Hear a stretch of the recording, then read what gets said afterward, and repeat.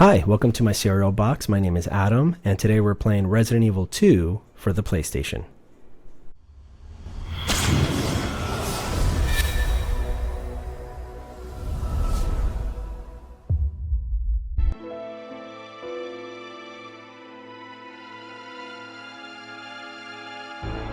A bizarre incident occurred in the outskirts of an American suburb called Raccoon City.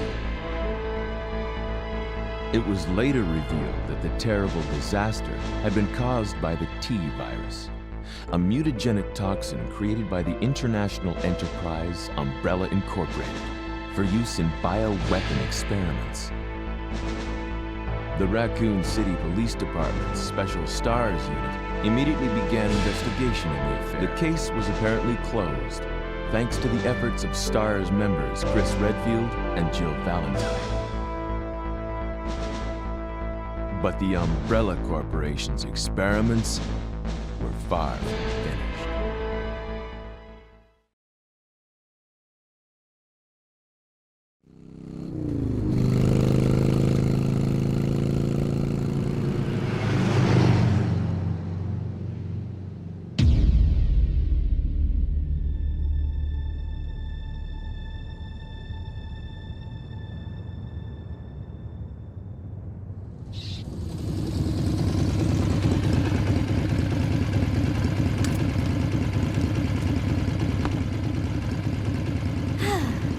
Finally here.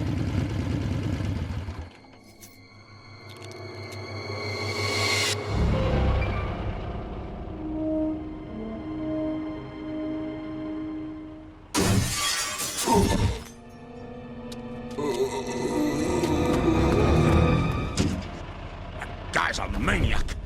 Why'd he bite me?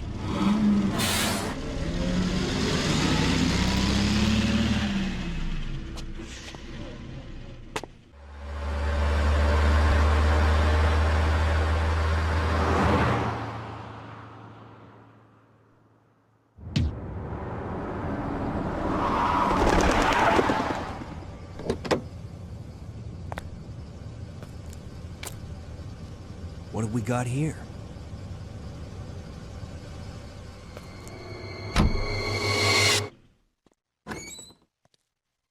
Hello? Is anyone here? Hello?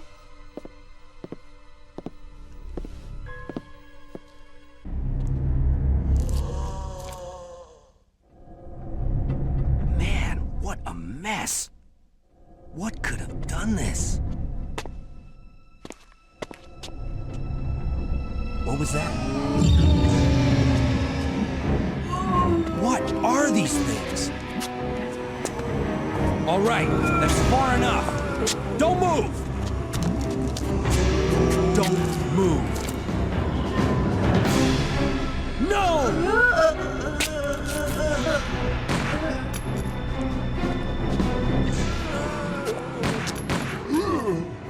What's up with that guy? That was a clean hit.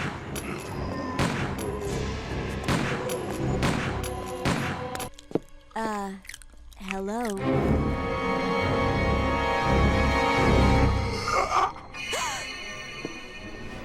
Look, I'm sorry I bothered you, okay?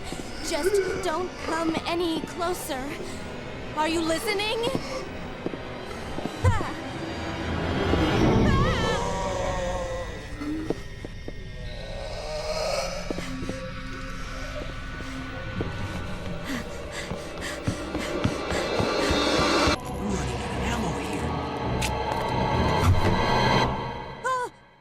Wait! Don't shoot! Get down!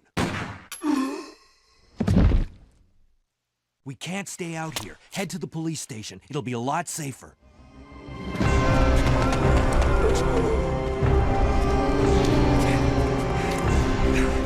There! Buckle up. Okay.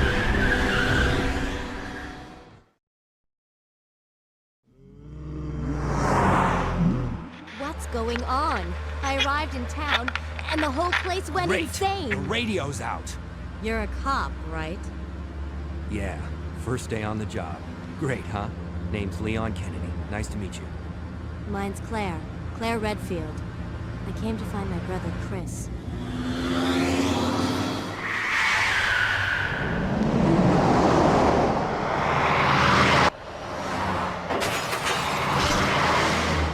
Hey, could you open the glove box?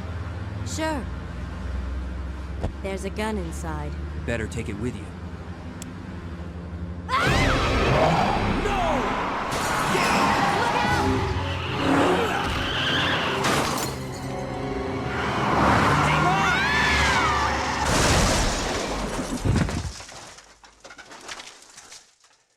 You okay? Still in one piece. That maniac's gonna whip us! Run!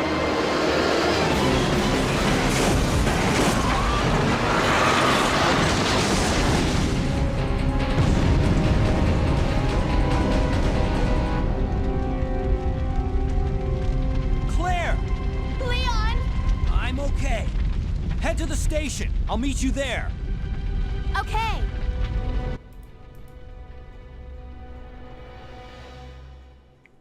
So much to talk about. We're going to try to take this step by step, but first I'm going to start with they were parted by an unescapable destiny. This is just the beginning of their worst nightmare.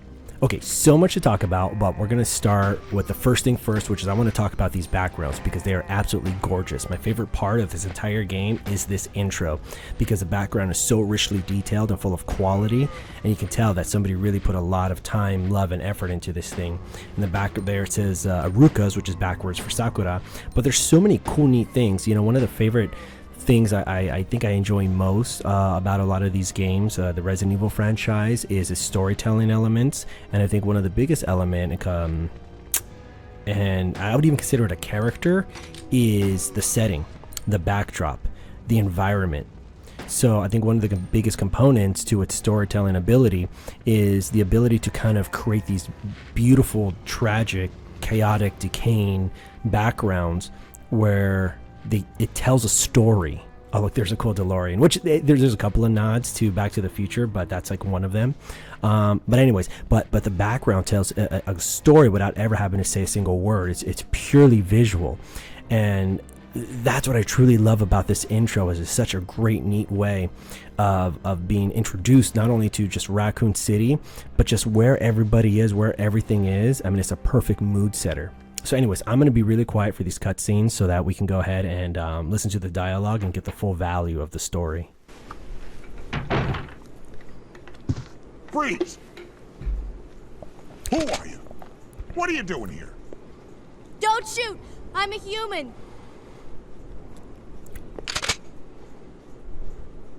Ooh. Sorry about that, babe. I thought you were one of them. What's going on in this town? Hold on. I ain't got no clue, darling. By the time I noticed something was wrong, the entire city was infested with zombies.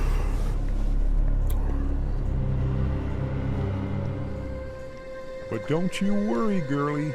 You'll be safe in here. I'm keeping a close eye on things.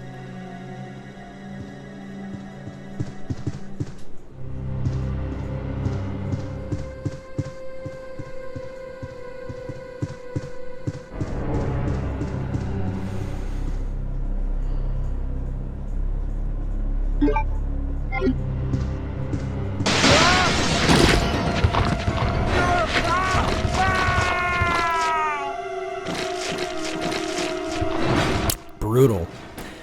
Okay, so I'm just gonna have a lot of fun. I'm just gonna be talking about a lot of random things throughout this thing just for fun. I'm sure there's like a lot of little things I'm gonna end up talking about, but just like I did the first game, I had fun with this playthrough, except this playthrough is gonna be a little bit different. So the first thing I'm gonna talk about is one thing I didn't notice when I was originally playing this game, or when I was actually recording this playthrough, is the settings were off, and I didn't really notice when I first played it, but the music is actually pretty loud, and so it kind of muddles and makes the dialogue very muddy to hear, and so that's why I'm going to be nice and quiet during the cutscenes. But I decided I'm going to punch up the volume and hopefully we can hear, but just know that, yeah, the music, I guess just settings were off. It was just the default settings.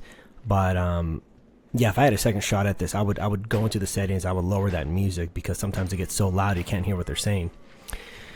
But anyways, what are we talking about here? So we're talking about the city in the background. So what a great way of introducing this game. And just like the first game, you know, the first chapter really sets the tone for the entire game. And to be honest, in my opinion or my estimation, the rest of the game doesn't ever quite match this level or quality of detail. It's still good. There's a lot of great rooms, great backgrounds, you know, large and much grander scale, especially as you go into the third act of this game. But this first act is such a wonderful intro. Blood on the Dance Floor. You see, that's another one. That's a reference to Michael Jackson, who came up with a song of the same title, kind of around this time. So that's a Michael Jackson reference. And once again, I love the look, style, the color, the lighting, the mood. You know, how everything is just really grimy and decaying. And it's not necessarily because of the zombie outbreak. This looks like, you know, there's just some parts of the city, like any city, that would be grungy and, you know, graffiti, grime, dirt, you know, just kind of neglected. But then you add a zombie plague on top of it and, you know, it creates like the perfect setting and mood. Which is again, you know, one of the biggest characters in these games is the environment. And so I think if you don't nail that, you have a hard time putting the rest of it together. You got to nail the story, the gameplay, the aesthetics, and the environment. Just like most games, just like any game, honestly.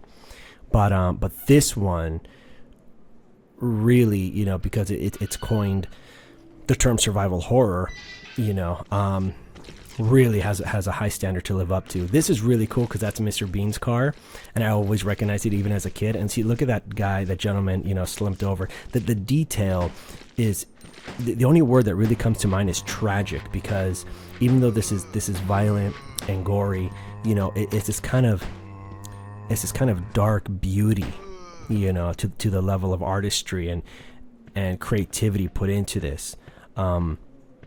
Where all it really, for me, induces is just a heavy idea of tragedy. Something big has happened to this city. It has fallen, and so many people, you know, were completely unaware and not ready and taken out, and it's created this. Oh, that one always, when I was a kid, that always used to get me. Just her right there. But if you notice here, look, we're gonna continue on with the bus. And again, it's not always pretty in the terms of it being violent and bloody, but in a way it's also beautiful in terms of just the level of art and creativity put into this to kind of create these beautiful backgrounds that blend with the polygon character on top, because all it really is it's a pre-rendered background, and you got these polygon characters, the zombies in your character here, and they're on top of like this painting. It kind of reminds me of The Thing from John Carpenter. I believe it's 1981 it came out. And so, you know, they put these characters out on a glacier, but it wasn't really a glacier, it was a blue screen, and they cut a small part out of them in the blue screen, and they matted them, and they keyed that blue screen out, and they put them on top of this beautiful painting, and it's this gorgeous, realistic looking painting that has to be just the right angle to match the lighting and the measurements and the geometry of where the characters are standing. So it all has to be very, very well put together, you know. So there's a lot of mathematics, there's a lot of thought put into it. And so it's the same concept here, is you create this gorgeous, so you see like right here you have this just gorgeous background, and then on top of it you're putting the characters, these polygons on top of it, which is why they stand out so much. And you'll notice, you know, sometimes it doesn't always look so good because you have items you interact with that are, you know, polygons and graphics on top of this backdrop, and you can tell, you know, this door doesn't mix, so obviously this is a door I must be able to go through, or this is a cupboard I'm able to open, you know, something like that. But like I said, yeah, a lot of detail without ever having to say a word. you can get so much information on the state of the city and where everything is at. Another thing I really like is not just the level design, but the character designs. This is Leon S. Kennedy, RPD. Well, this is his first day on the job. He's a rookie. And for years, I never liked his look. I never thought he looked cool. I still want to say he looks cool, but he has a very 90s look, especially with that, what is it, like that pajama, oh, what do they call it? It's like, oh my gosh, I wear it in Ohio when I go out in the snow. It's that warm material. Oh my gosh, it's gonna kill me later. But he's got like that that undershirt. He's got kind of like these dopey little shoes on. He has like Jill's, from the first game, her shoulder guard, and so he's got a very distinct look, and it's very 90s, and it doesn't, he looks a little dopey, but over the years I've grown to kind of appreciate that, because when I first saw this thing, I'm like, oh, it's kind of hard to follow this guy. He's kind of dopey looking, especially compared to Claire Redfield, the female we've been following. It has this very 90s look as well, but I love her, like her cutoff shorts, her like vest that has the same thing I have here,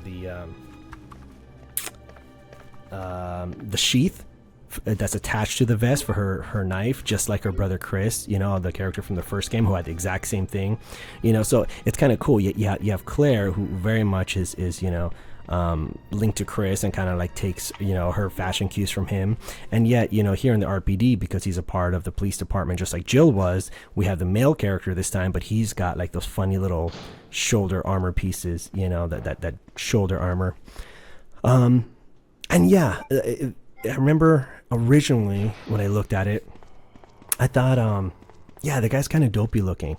He's kind of dopey looking, but it is what it was. I was always interested in looking at the alternative costumes, and they're not the greatest in this one.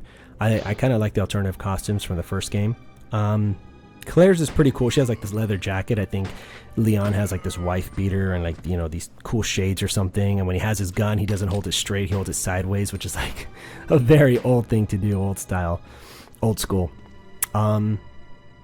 So yeah, I it took years for me to appreciate their character design more, in my latter years so far up to now. But yeah, I think even in 1998, I was like, I wish they did a little bit more with him. But and in the remake, he looks good too.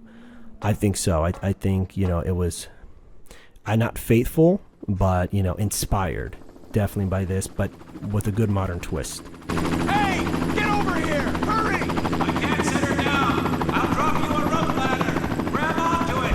Come on. Just a little more. Get off me! Stay back!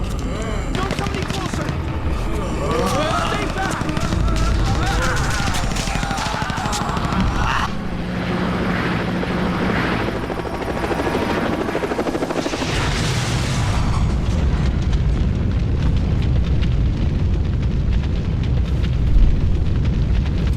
So I love technology, because I just looked it up on my phone, and it's a thermal. He's wearing it's like a thermal type of material underneath. In 1.5, the version that came out before this one, his name was supposed to be Grant Bittman, which is a super early 90s thing, to name somebody Grant Bittman. And his design was similar, a little bit different. I would argue a little bit hokier, but very, very much of the time in a way, because it's like a Japanese game set in America, so it kind of has like these funny little influences that are very Japanese, but they're made to look like they're American, but they're really not. So that's where you get these very interesting designs. I love Claire's design the best, personally, because again, I love the vest that she has on, the matching shorts that has like her legging shorts underneath, and her black short sleeve and the long black boots, which is very simple and very cool.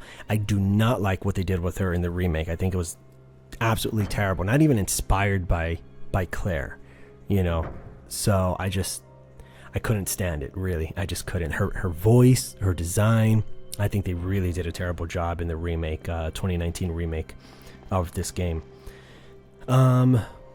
let's see. Oh, so much more to talk about. So I did this game a little different. So this game, actually, well, we're gonna have to pause for a second before I get into it because we're about to meet our next character.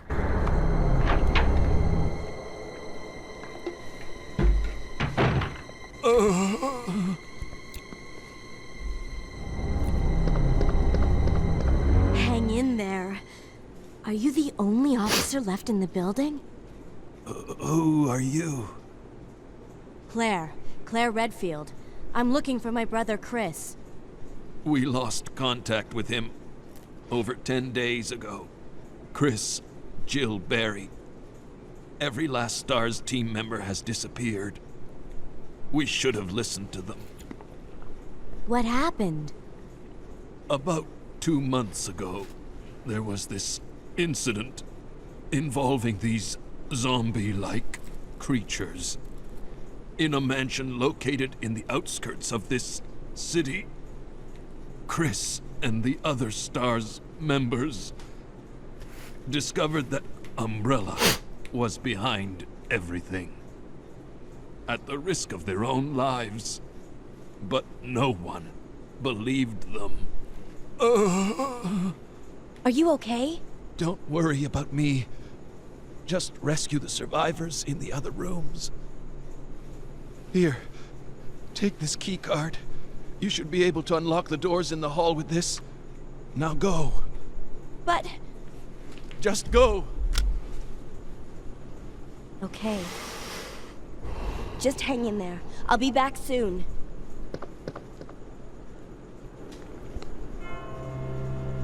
So there's Marvin, our fallen cop friend, who we meet for the first time. So he's asking us to go and take his key card to unlock the electronic locks that are keeping us out of these two main doors here, and he wants us to venture through the RPD, the police department, to find and rescue any remaining survivors, if at all, if there are any at all. But yeah, at this point we kind of have to travel through the entire police department and check for ourselves. So this is going to serve as our primary setting, just like the mansion did in the first game. So we're going to have to go through these doors. We're going to have to collect key items. We're going to have to collect keys. One interesting thing that carries over, that is a very much Resident Evil formula, is the idea of themes and themed keys. And so in the original game you had it was like armor and knights. You had the sword key, the shield key, the helmet key, the armor key.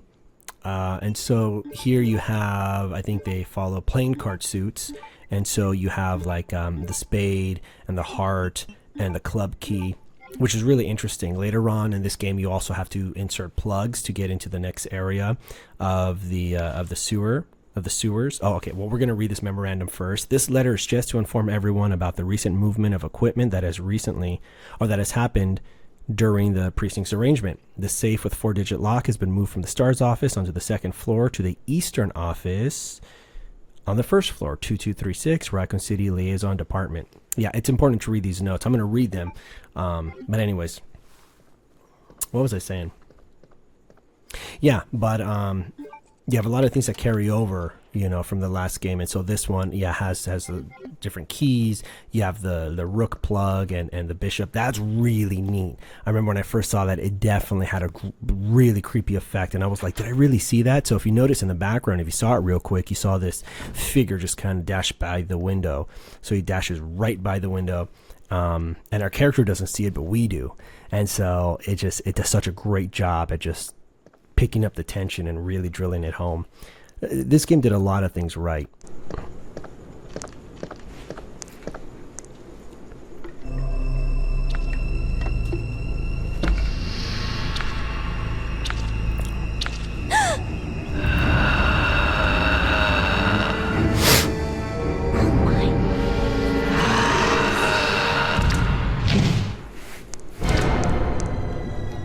Okay, so this is called a licker.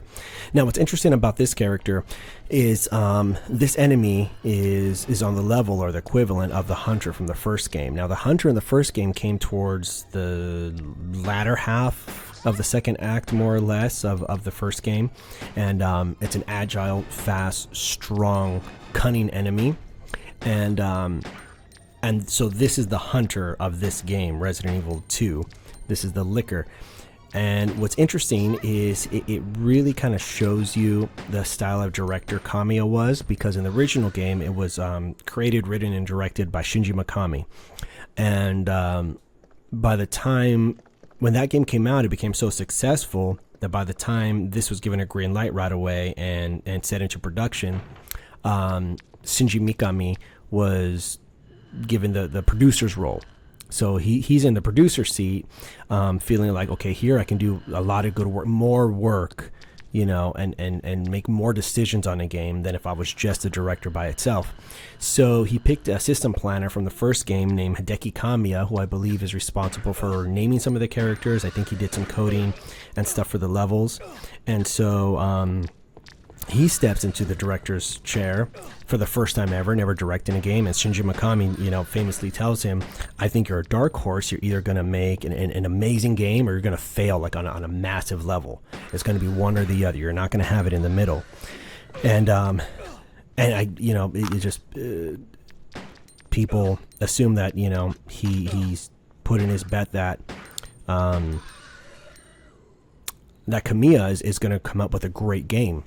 So when Hideki Kamiya first made Resident Evil, which is now considered 1.5, when he started making Resident Evil 2, he went too far. He never said no. He had a big team that just kept throwing him ideas of cool things they wanted to see and do, and he just kept saying, yeah, okay, throw it in. And you had this Mod Podge, this just weird game full of all these different ideas and elements and pieces that never really fit together, that by the time they were 80% done with the game, they looked at it and said, yeah, we don't know what to make of this thing. It doesn't seem like it fits. It doesn't seem like a sequel to the first game. It doesn't feel like it's a Resident Evil game. And so they had somebody come in and take a look at it, and the guy's like, hey, listen, really the only thing I can tell you is you need to start from the beginning.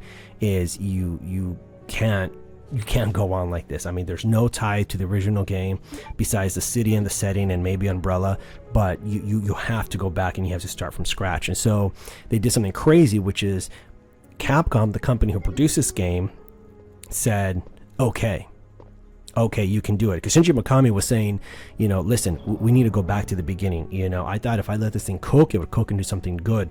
And it's terrible. And it's never going to be right.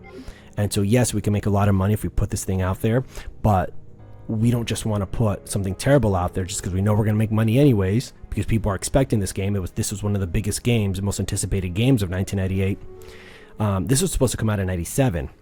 But because they hit that problem, they decided, okay, what we're going to do now is we're going to scrap that whole game. A whole year of work is gone, and we are now going to start from scratch. And they're going to try to carry over elements they could, design to some coding and some levels and some characters, and they redesigned them to fit this new narrative and this new story. But they went back and they redid it. And that original version that was not finished, it's now dubbed Resident Evil 1.5. So they stopped that production and they started again, and they postponed this for a year, which is why it came out in 1998. And to kind of like hold people over, they came out with a director's cut of the first Resident Evil, which kind of changed things around, some new costumes and arrange mode. But it came with a demo of this game, which is like the first 3 minutes of the game, like right when you go into the back alleys, and then it just stops at some point. I had that one. I had the director's cut that came with a second disc, and the second disc was like, the demo of Resident Evil 2, which is so neat because I had both at the same time, Resident Evil and Resident Evil 2. But I put the first one in, but I decided, well, one day after finishing, some part on the first one, I popped the demo in, and it was interesting. And I'm like, I'm so glad I have this. By then it was like already like, the game was like 8 years old or something like that, like by the time I got a hold of it. But, the year 2000, I guess it would have been 2 or 3 years old. It's not as far off as I thought. But still, I'm glad I had it. And so let's go back to the story. So what they did was they started brand new and they came up with this game. And Shinji Mikami and Hideki Kamiya have something in common, which is they're the creators and the minds behind these first two games, but they both don't like horror. And Shinji Mikami doesn't like horror because it scares him. And so he figures, and that's why his boss at the time who hired him figured, hey, listen, you'd be great for this project because you know what it's like to be terrified and what makes people terrified. And it worked. But Shinji Mikami's style of storytelling is a slow burn. So if you go back to that first game, it's a much slower pace, it builds a lot of tension, and it kind of ramps up, and then it just kind of kicks forward as the story continues to progress towards the second or the end of the first act. But in this game, we have Hideki Kamiya, who doesn't like horror, but not because he's necessarily afraid of it. It just doesn't really do it for him. He's much more about action, stylized, crazy action. So it's kind of funny that he was chosen for this game. And so what he did was, when he did the first game, it was way too much action. You had tons of body armor, you had tons of ammo, you had grenades, you had bombs, way too much. So he had to pull back. But if you notice, even in this version here, his fingers, his style are still all over it. So the liquor, to me, is one of the biggest parts. We're going to read this report first. September 26th, the Raccoon City Police Department was unexpectedly attacked by zombies. Many have been injured, even more were killed. During the attack, our communication equipment was destroyed, and we no longer have contact with the outside. We have decided to carry out an operation with the intent of rescuing any possible survivors, as well as prevent this disaster from spreading beyond Raccoon City. The details of the operation are as follows. Security of armament and ammunition. Chief Irons has voiced concern regarding the issue of terrorism due to a series of recent unresolved incidents. On the very day before the zombies attacked, he made the decision to relocate all weapons to scattered intervals throughout the building as a temporary measure to prevent their possible seizure. Unfortunately, this decision has made it extremely difficult for us to locate all ammunition caches. It has become our top priority to recover these scattered munitions. To unlock the weapon storage. As stated earlier, it will be extremely difficult to secure all the ammunition. However, a considerable supply still remains in the underground weapon storage. Unfortunately, the person in charge of that card key used to access the weapon storage is... What is he? What did he do? Is missing, and we've been unable to locate the key. One of the breakers went down during the battle, and the electronic locks are not functioning in certain areas. It has become a top priority to restore the power in the power room and secure these locks. Recorder, David Ford.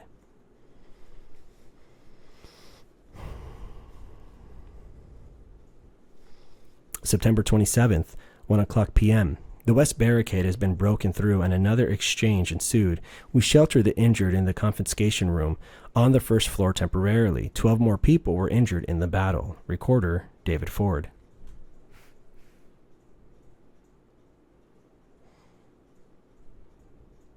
Three additional people were killed following the sudden appearance of an as-of-yet unknown creature. This creature is identified by missing patches of skin and razor-like claws. However, its most distinguishing characteristic is its lance-like tongue.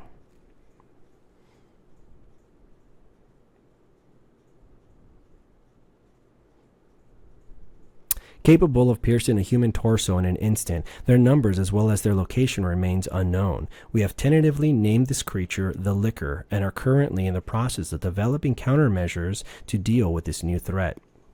The reason this takes a while in between slides because this entire edit is already pre-rendered and I'm just kind of like narrating in real time over it. So I'm watching this on my screen as I'm kind of like talking and narrating it because it was all, already done ahead of time.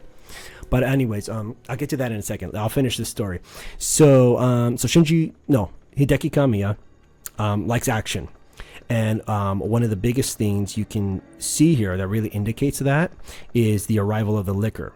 And so it's not just that we have the arrival of the Licker, it's the timing, right? So for Shinji Mikami, we didn't get that next level of enemies until past half of the game, and then we get the introduction to the hunters, and we have a big introduction where it's in its point of view, just like Evil Dead, and you're kind of like running through the mansion and going through all these places we were just at and opening the door, and then there it is, the introduction of the hunter.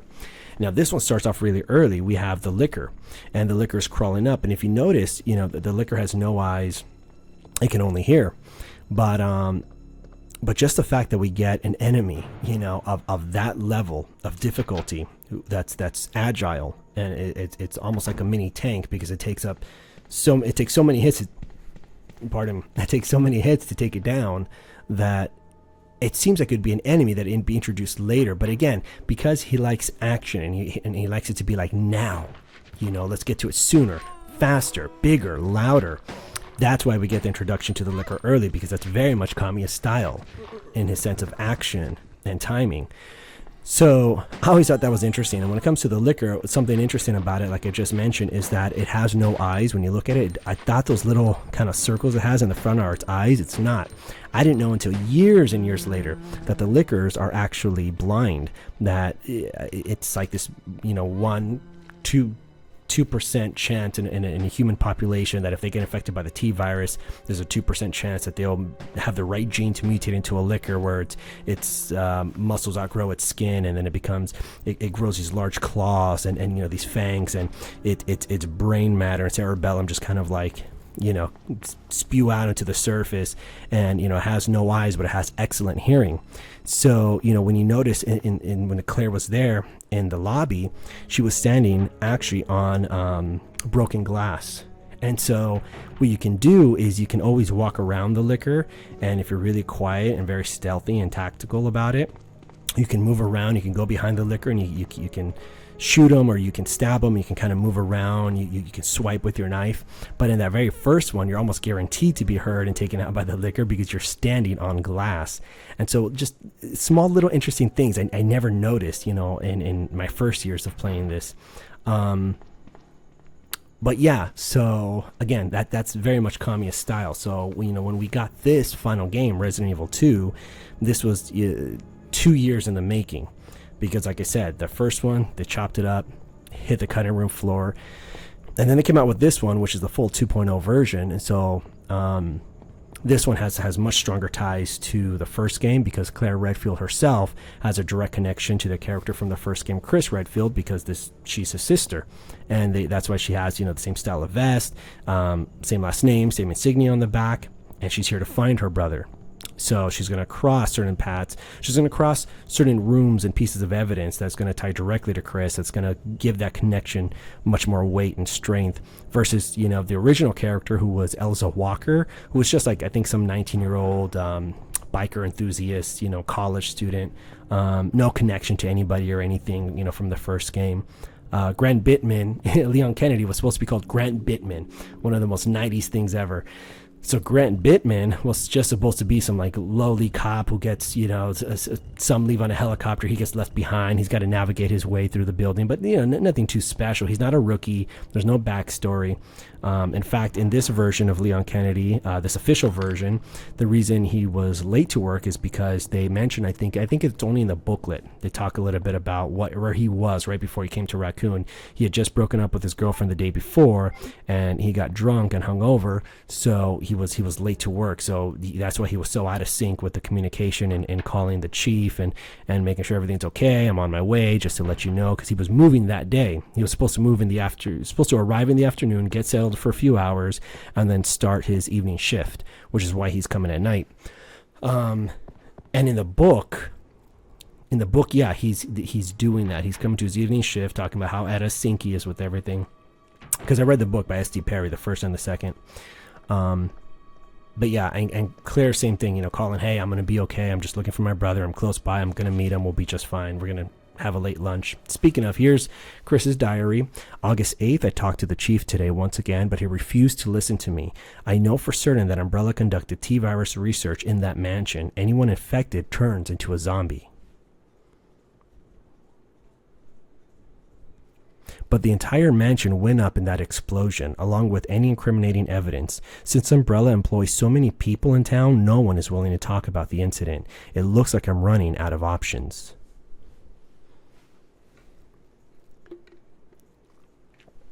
August 17th.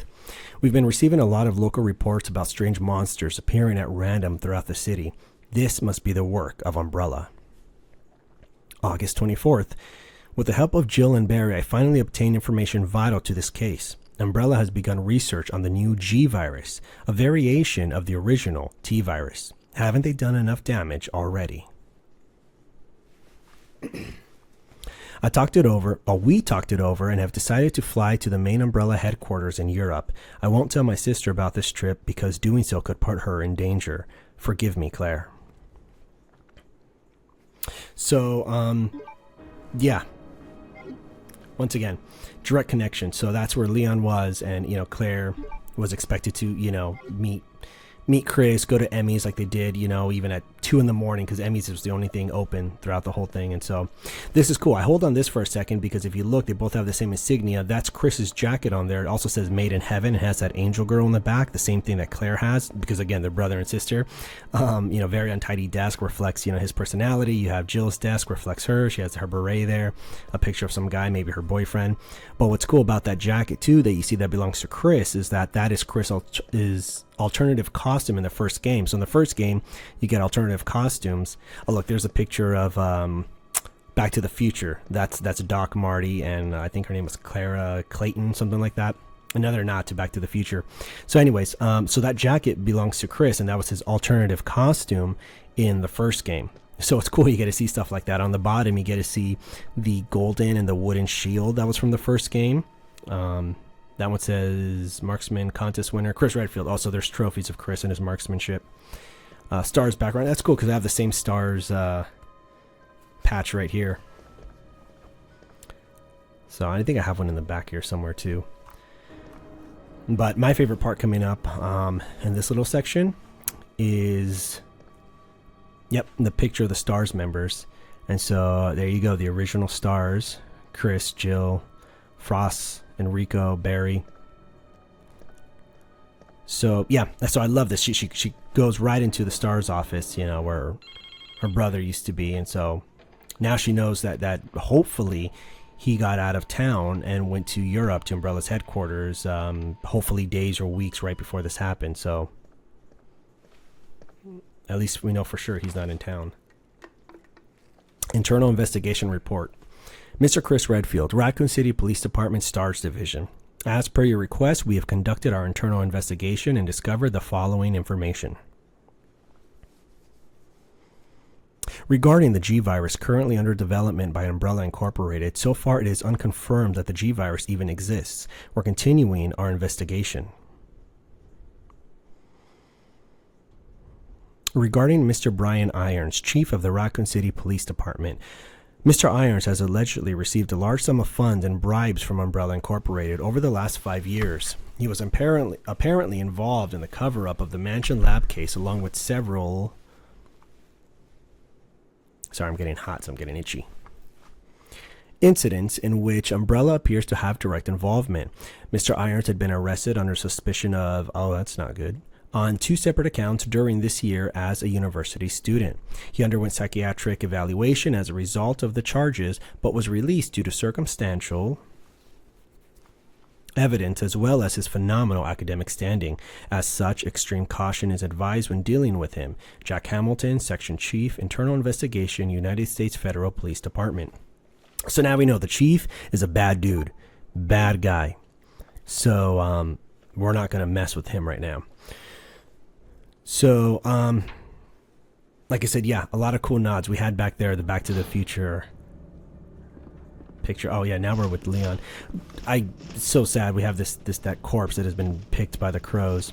So yeah, I know I'm kind of like ranting about all these random different things. But yeah, when this game was finally complete and released in 1998, it was one of the most anticipated games of that time, and blew records. I mean, this thing like sold like crazy. It made Capcom a dumb amount of money.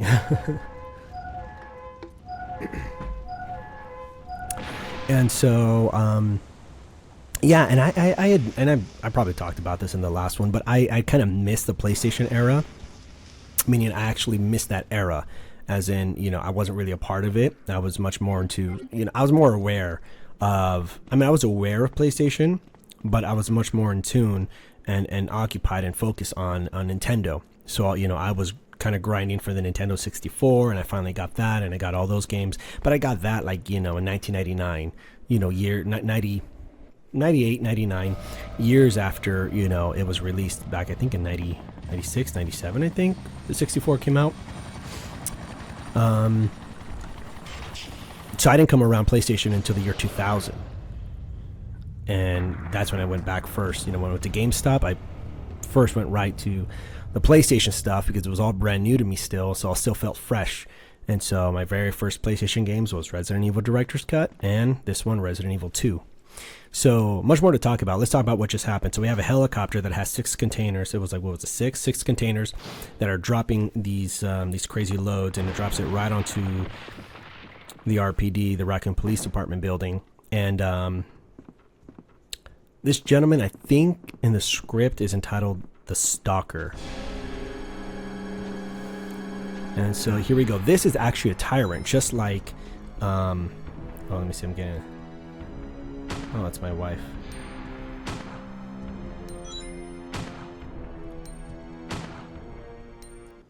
Okay. My wife is I'm so excited to say this. My wife is pregnant, which is the first time I'm announcing this, publicly. But my wife is pregnant, and I'm super excited. And I don't know if she's going to continue some playthroughs because right now her body's going through a lot. But it's our first child, and so we're like super excited. And so right now she wants some butter bread. So I'm gonna put a pause on here and come up with some butter bread. But before I do, I'm gonna finish this. So this gentleman here is a tyrant, just like the tyrant from the first game.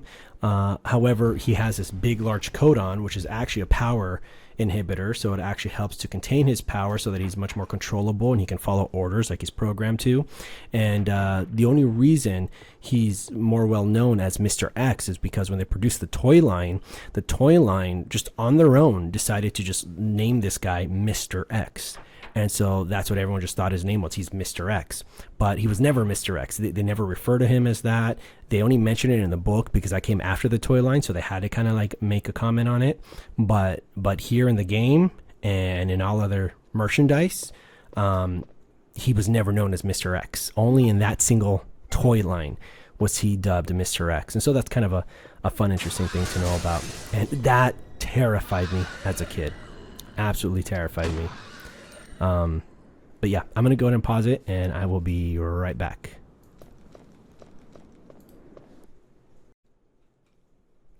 Okay, so yeah, we have the door animation. This way I got to kind of sync up my sound a little bit here. But yeah, like I said, I'm super excited because my wife is pregnant, and I'm just like, I'm going to be a dad. That's so cool. I'm so, but my kids are going to love me, man. I'm going to be like a really cool, nerdy dad. Pardon me. But yeah, my wife's body's going through a lot of changes, and so she's like, she wants buttered bread, and so I'm like, I'm happy to do it. I'm happy to make that. So where were we? Okay, we're talking about the toy line, right? Okay, so with the toy line for Mr. X, so they dubbed him Mr. X, and that's how people kind of refer to him, right? And so when it came to the toy lines, now if you notice, let me see, do I have it? Yeah, you can kind of see it now, right over here. We have my my Chris Redfield figure, and then I have my Link, and then you can't really see it too well, but I have my Metal Gear Solid, Solid Snake, and so I enjoy the figures, and so like I said, when I during the time of the PlayStation era, I had missed it. I was too young, and to me, they were marketing for the teenagers, right? The older crowd. That was their demographic. That's who they wanted. If we can get the 19-year-olds, then we got a good firm hold in this war for video games. And so that was Sony's mentality, and really smart, I think, because if you appeal to the kids that are older, that have the money, that don't necessarily have to go ask their parents, that might be working or going through school and want a way to burn off steam, they're the ones who will to appeal to, because they're the ones who will buy your console and will support it because it's for them. It's older. It's not for kids. And when you compare that to the Nintendo 64, I mean, that thing is like night and day. Ocarina of Time is definitely a different look than Metal Gear Solid. And Metal Gear Solid, although a different style, look, and feel, is still much more akin to Resident Evil than anything close to what Ocarina was looking like and feeling like. So I enjoy the toy line. Now, I remember, I think I told the story in my first one, which is, I remember when I was a kid, I went to Toys R Us with my parents, and there was this guy who was buying Resident Evil 2 and Resident Evil 1 toys. And so, you know, he had a bunch right behind us, and I'm looking at it going, how grotesque, how horrible, how gross. Why would you want something like that? Wouldn't that scare you like all the time to even look at? Because as a kid, I was there buying, you know, the Spider-Mans and the Nintendo stuff, because, you know, I was 10 years old at the time, you know, roughly 8, 9, 10, 11 years old. So I was consuming all the Nintendo stuff because that's all I knew. But I looked at it going like, oh, how horrible, only to grow up and be like, darn, I wish I got that stuff back when it first came out, when it was cheap, when that thing was like, you know, 6, 7, 8, 9, 10, even $13. It's like nothing. I would buy the whole series. I'd buy duplicates, you know, only to know that years later, you know, it would grow in value. It'd be something I would enjoy. I would love to display. Because here I got Chris Redfield, about 15 years ago. Maybe 20 years ago. About 15 years ago. 20 years, honestly, about 20 years ago. I was about 15-ish at the time. And right now I'm 36. I don't know my own age. I don't remember. I think I'm 37. Am I 36? I'm not 35. I asked. But yeah, and so about 20 years ago, that thing I got for about $30. And I got Jill. You can't see her. She's on top. I got their counterpart. So I have Chris down here. I have Jill up there. I think I paid like $40 for each of them. And then I had, this was expensive. I got Link from Ocarina of Time for $60. Above him, his counterpart is not Zelda. I selected Ganon. So we have Ganondorf. I think I paid about $50 for Ganon at that time. These are more recent. These I just got a few months ago. So I have Solid Snake from Metal Gear Solid, and above him, Meryl. Before we continue the toy line conversation or discussion, monologue, we'll go ahead and put on pause here, because this is a part where Leon and Claire first crossed paths since the truck accident.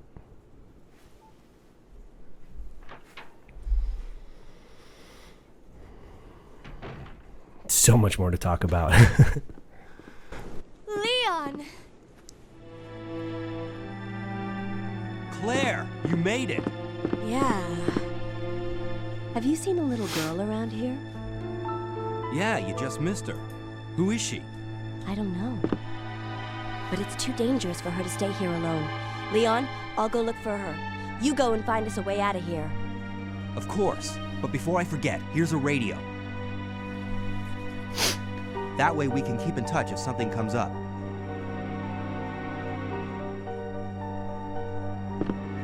I'll go look for her. You go and find us a way out of here.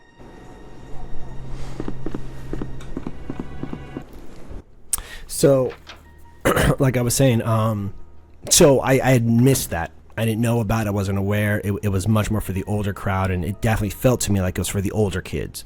Well, I consider them kids, right? The 18, 17, 19-year-olds.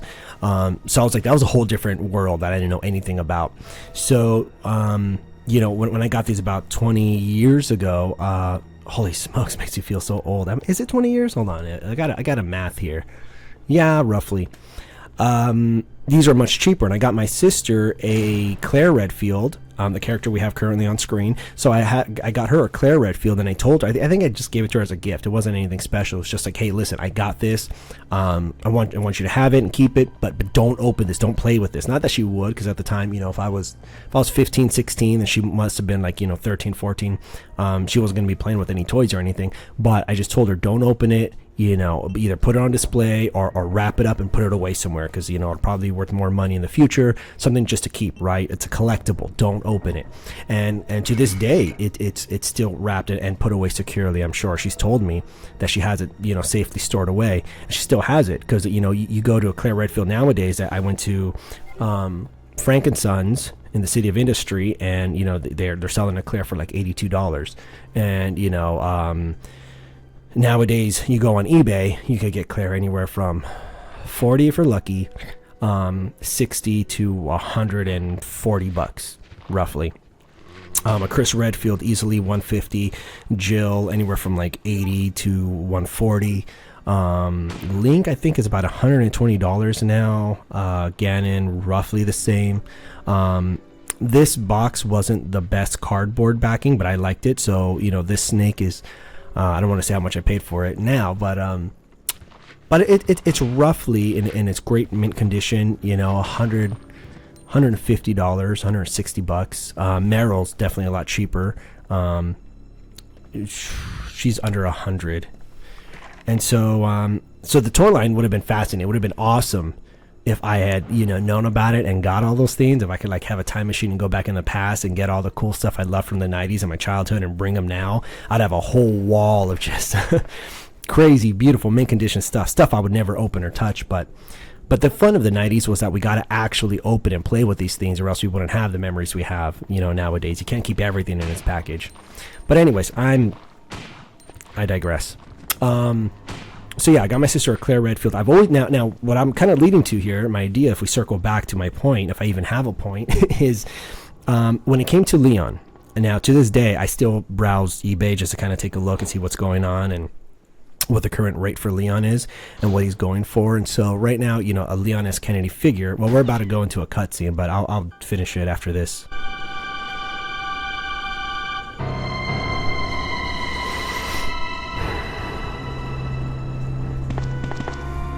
Sorry about that. When I saw the uniform, I thought you were another zombie. Who are you? Ada Wong. And what are you doing here? I'm looking for some guy named Ben. He's one of those reporter types, always looking for a scoop. I heard he was locked up in the cell block, only there's a wrecked car barring the entrance. I've been trying to find another way inside.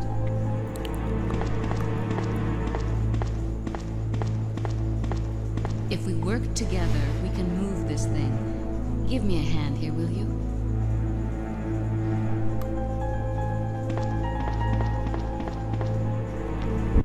So yeah, what was I saying? Okay, so Leon. Okay, so if you notice, I mean, I don't know if you've seen one. I'm not gonna put a picture on screen. You can look it up. But if you've noticed, or if you've seen a Chris Redfield figure, if you see just the toy line in general, you notice a lot of them have these very kind of weird, awkward, particular poses. And so Chris kind of has like his leg out, kind of like his arm, you know, kind of funny, weird pose this way. Jill has her arm to the side. I think she has like some type of like karate action or something, which is why you can still find Jill's out of package, just the figure on it by itself, and it goes for like, you know, $20-$30, but the arm is always gone, the arm is always broken. So a lot of these parts were not meant to be moved and played with and articulated. They're just meant to be there and pose. But a lot of people take them out, kids play with them, and like I said, this toy line is not necessarily meant for kids, even though it kind of is and marketed towards them. Not really for kids. It's meant to be displayed. It's meant to be shown. And when it came to Leon, I'll talk about him in a second, because we're about to get into another cutscene here. I want to keep going on with the story, which we'll talk about. Right now we're searching. We just found this lady Ada, and now we're going to help her find her boyfriend John, and we're going to go to the holding cells, and we're going to talk and maybe meet somebody new. But my wife right now is like super pregnant. No, she's not. She's only like a month in. She's not even showing. But she already feels everything, and so poor thing. I love her so much.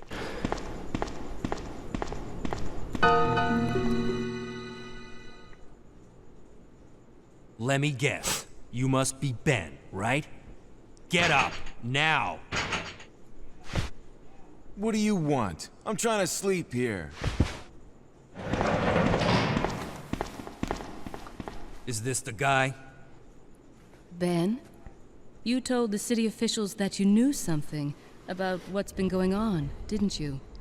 What did you tell them? And who the heck are you? I'm trying to find my boyfriend. His name's John. He was working for a branch office of Umbrella, based in Chicago, but he suddenly disappeared 6 months ago. I heard a rumor that he's here in the city. I don't know anything. And even if I did, why would I want to tell you? Okay, I say we leave him in there. Does anyone know where they put the key to this cell? I have it right here, officer. But I'm not about to leave this cell. Those zombies aren't the only things crawling around out there. What was that? like I said, I'm not leaving this cell. Get out of here before you lead it right to me. Hey, I'm not going anywhere. I'm the only cop left alive in this building. What? Look, if you want to live, then you're gonna have to leave with me. But do you even know how to get out of the city? There's a kennel in the back of the building. Inside the kennel is a manhole. Go through and it'll lead you to the sewer entrance, but it won't be easy. All right, I'm going.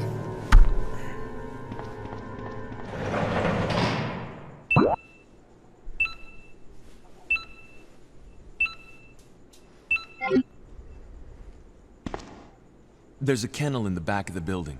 Inside the kennel is a manhole.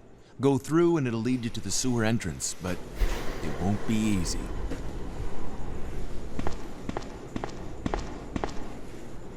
Oh, I bet I look so sweaty right now. It was cooler in the room earlier, but my wife was getting cold, so we turned the AC off, which is crazy because it's so hot right now. We're in the middle of summer. But anyways, so when it comes to the toy line with Leon, right? So, they all have these kind of funny, weird designs and weird poses, and I don't really get it. I mean, the Chris looks pretty cool. He looks all right. He looks cool. Jill's pretty cool.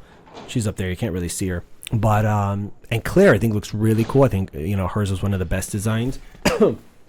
But the Leon figure, the little Leon toy from 1998, the Resident Evil 2 figure, is really dopey looking.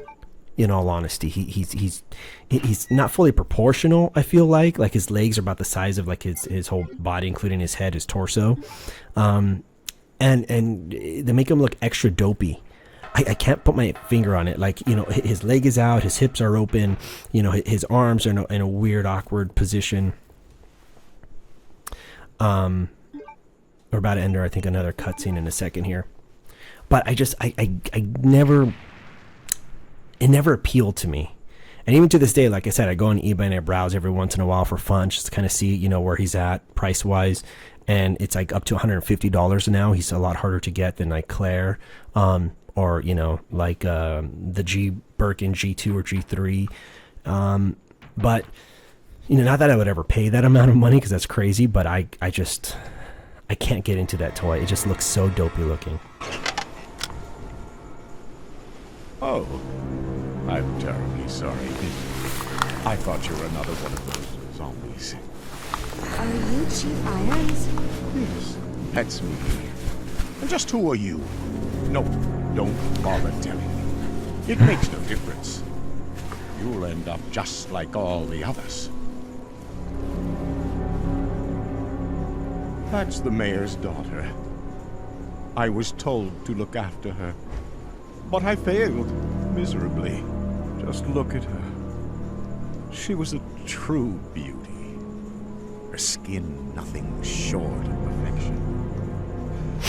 But it will soon putrefy, and she will turn into a zombie within the hour, like all the others. There must be some way to stop it. In a manner of speaking, there is. Either by putting a bullet through her brain, or by decapitating her completely.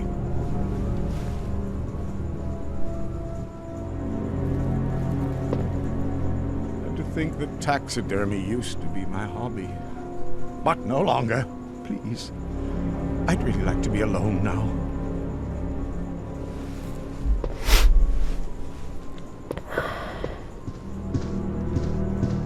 So we're gonna have another cutscene come up in just a little bit, but yeah, like I said, that the Leon, I'm like, it'd be cool to have. I'd much rather have the Birkin. I think it's the G1. No, it's the Birkin G2. I don't think they made a G1. But the G2 figure with Sherry is really cool. I know they had one at Frank & Sons, but the card backing was really kind of messed up a little bit, and it was still selling for like $80. But if you get, a Birkin in good condition, I mean, that G2 could go for like $200. So it's crazy what time does. The value just goes up. To collectors. Okay, Secretary Diary B. June 8th, as I was straightening up the chief's room, he burst through the door with a furious look on his face. It's only been 2 months since I started working here, but that's the second time I've seen him like this. The last time was when I bumped into the statue, only this time he looked even more agitated than ever. I seriously thought for a moment he was going to hurt me. June 15th. I finally discovered what the chief has been hiding all along. If he finds out that I know, my life will be in serious danger. It's getting late already. I'm just going to have to take this one day at a time. I don't know if there's a diary C, if they conclude that story, that storyline or subplot. Wait! Let me go! Easy, easy there. I'm not a zombie. You're safe now.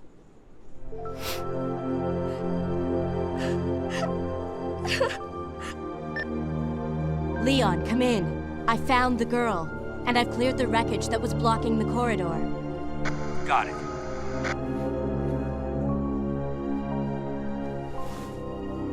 My name's Claire. What's yours? Sherry. Do you know where your parents are? They both work at the Umbrella Chemical Plant, near the city limits. The chemical plant? Then what are you doing here?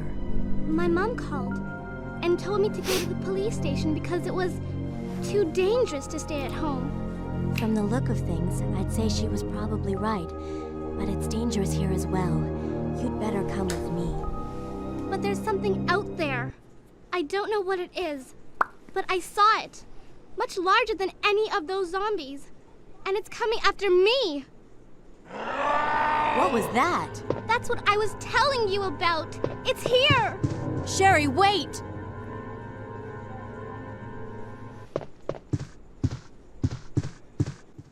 So yeah, I'd much rather have the Birkin. You know, if I can find him cheap somewhere, even the kind of messed up box, I'd be fine with. But you know, of course, with my OCD, I would love things to be perfect. But to get these old figures and toys in perfect mint condition, unless you're willing to pay top dollar, yeah, that's probably not going to happen. And so a lot of these I kind of have to like settle for. The Link is in really good condition. I kept him in good condition. The Ganondorf as well.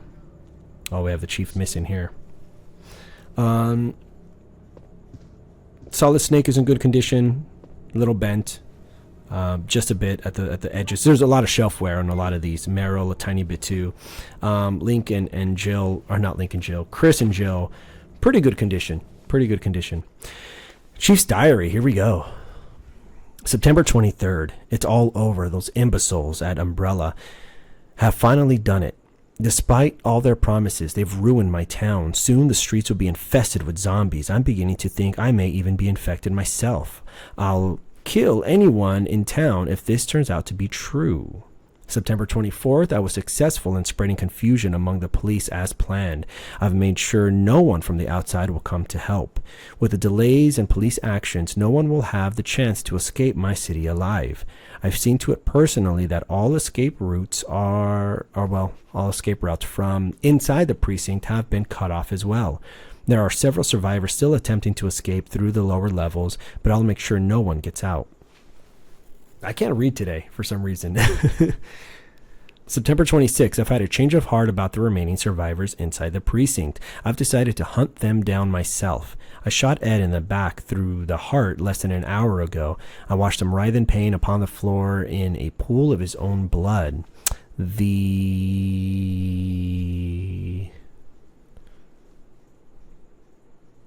expression on his face was positively exquisite. He died with his eyes wide open, staring up at me. It was beautiful. I wonder if the mayor's daughter is still alive.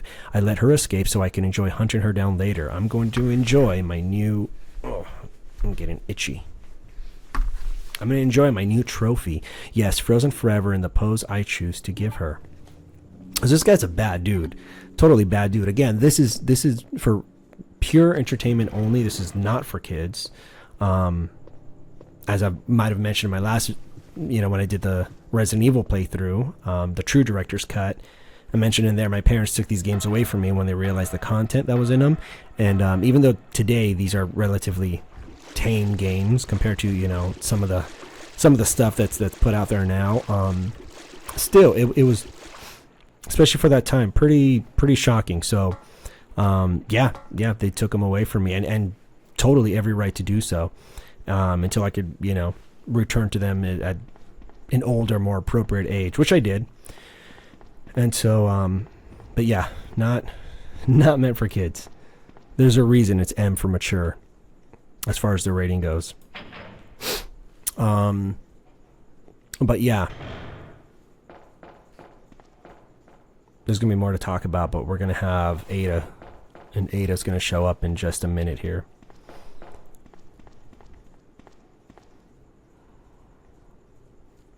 That's where we have to plug in those plugs, the rook and the king, and there it is, king, rook, bishop, and knight.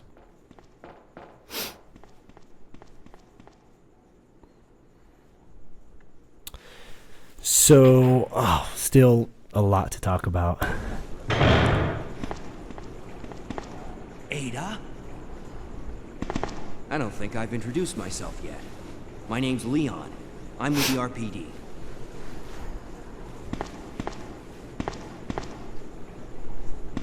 It's a dead end.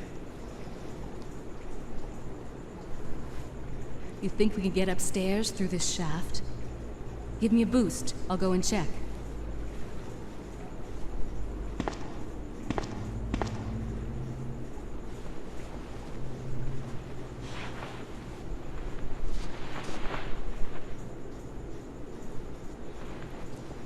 So this is the part where we take over the second character, just like we did in the first game, where in the first game, when Chris met with Rebecca, that was a second character we were able to take on for a short time. And so in this one with Leon, his partner is Ada. So we're now going to take over Ada. I think we take control or reins over her maybe twice, I think. Maybe. And with Jill... I'm sorry, with Claire, we have Sherry. So, I remember the commercials back in the day. I do remember, barely, but I do remember some Resident Evil 2 commercials back in 1998. And again, I wasn't of that, fan base yet. I was too young, I was unaware. These seemed like way older games for way older kids. And so I remember seeing them and being really freaked out. In fact, George A. Romero directed one of those commercials, which I'll probably talk about at some point, or maybe afterwards. I can show the commercial or something. We'll see. But anyways, yeah. So still lots of stuff to talk about. When this game came out, it was big. I mean, it did like big numbers and made a lot of people a lot of money at Capcom. A silly amount of money, and but the hype was so big. And I remember they had a glitch with the audio, and something about the compression. They weren't able to compress it properly, so they had to then put the disc or they had to put the game on 2 discs. So this game came out with 2 discs, which is disc 1 Leon and disc 2 Claire. Now, even though Leon is disc 1, he's actually supposed to be played second. So what you have is scenarios. So if you play Leon first, you play his scenario A, and then when you beat the game, you unlock a save for Claire, and it's called scenario B. So then you play Claire, which is her second half. So normally you would look at disc 1 and say, well, I'm meant to pop this one in first. But the way it's actually meant to be, or the way it's considered, or what it's considered to be, it's canon order. Meaning the order it's considered to be like, official, is Claire, disc 2, Claire, scenario 1. So you play Claire first, you beat her, you unlock Leon scenario B, then you pop in disc 1, then play as Leon under that file, under that save, and then you get to play his version, the second half, what he's doing in scenario B. And so that's what's kind of interesting about this one. So the way I did this was a little different, kind of a little unique compared to, I guess, what I haven't seen other people do, which is this is all my footage. So I recorded myself playing as Claire, and then I recorded myself playing as Leon, and instead of just playing one whole scenario as a playthrough, then a second scenario as a playthrough, and putting them together, I didn't do that with the first one. I didn't do that with Jill. But this one definitely has much more of a bigger, broader story, and that interconnect and overlap each other and cross over each other. So with this one, I decided to take both footage footage from both scenarios and edit and slice them together so they intercut well, meaning they go back and forth and they cut between each other so that we can see what Claire's doing. If you notice, this entire time we've been looking at what Claire's doing, and Leon, since he's scenario B, he's behind her by like, you know, it could be minutes even. He's behind her by just a few minutes or maybe 10, 20, 30 minutes, what have you. But he's always behind Claire. So yeah, he may cross into a place, but he usually gets there after she's already been there. And so, or he's working on one side while she's working on the other side of the building. So, so yeah, this is where she just can't jump over, so she tosses what she has and gives it to him. Leon, come in. I found the girl, and I've cleared the wreckage that was blocking the corridor. Got it.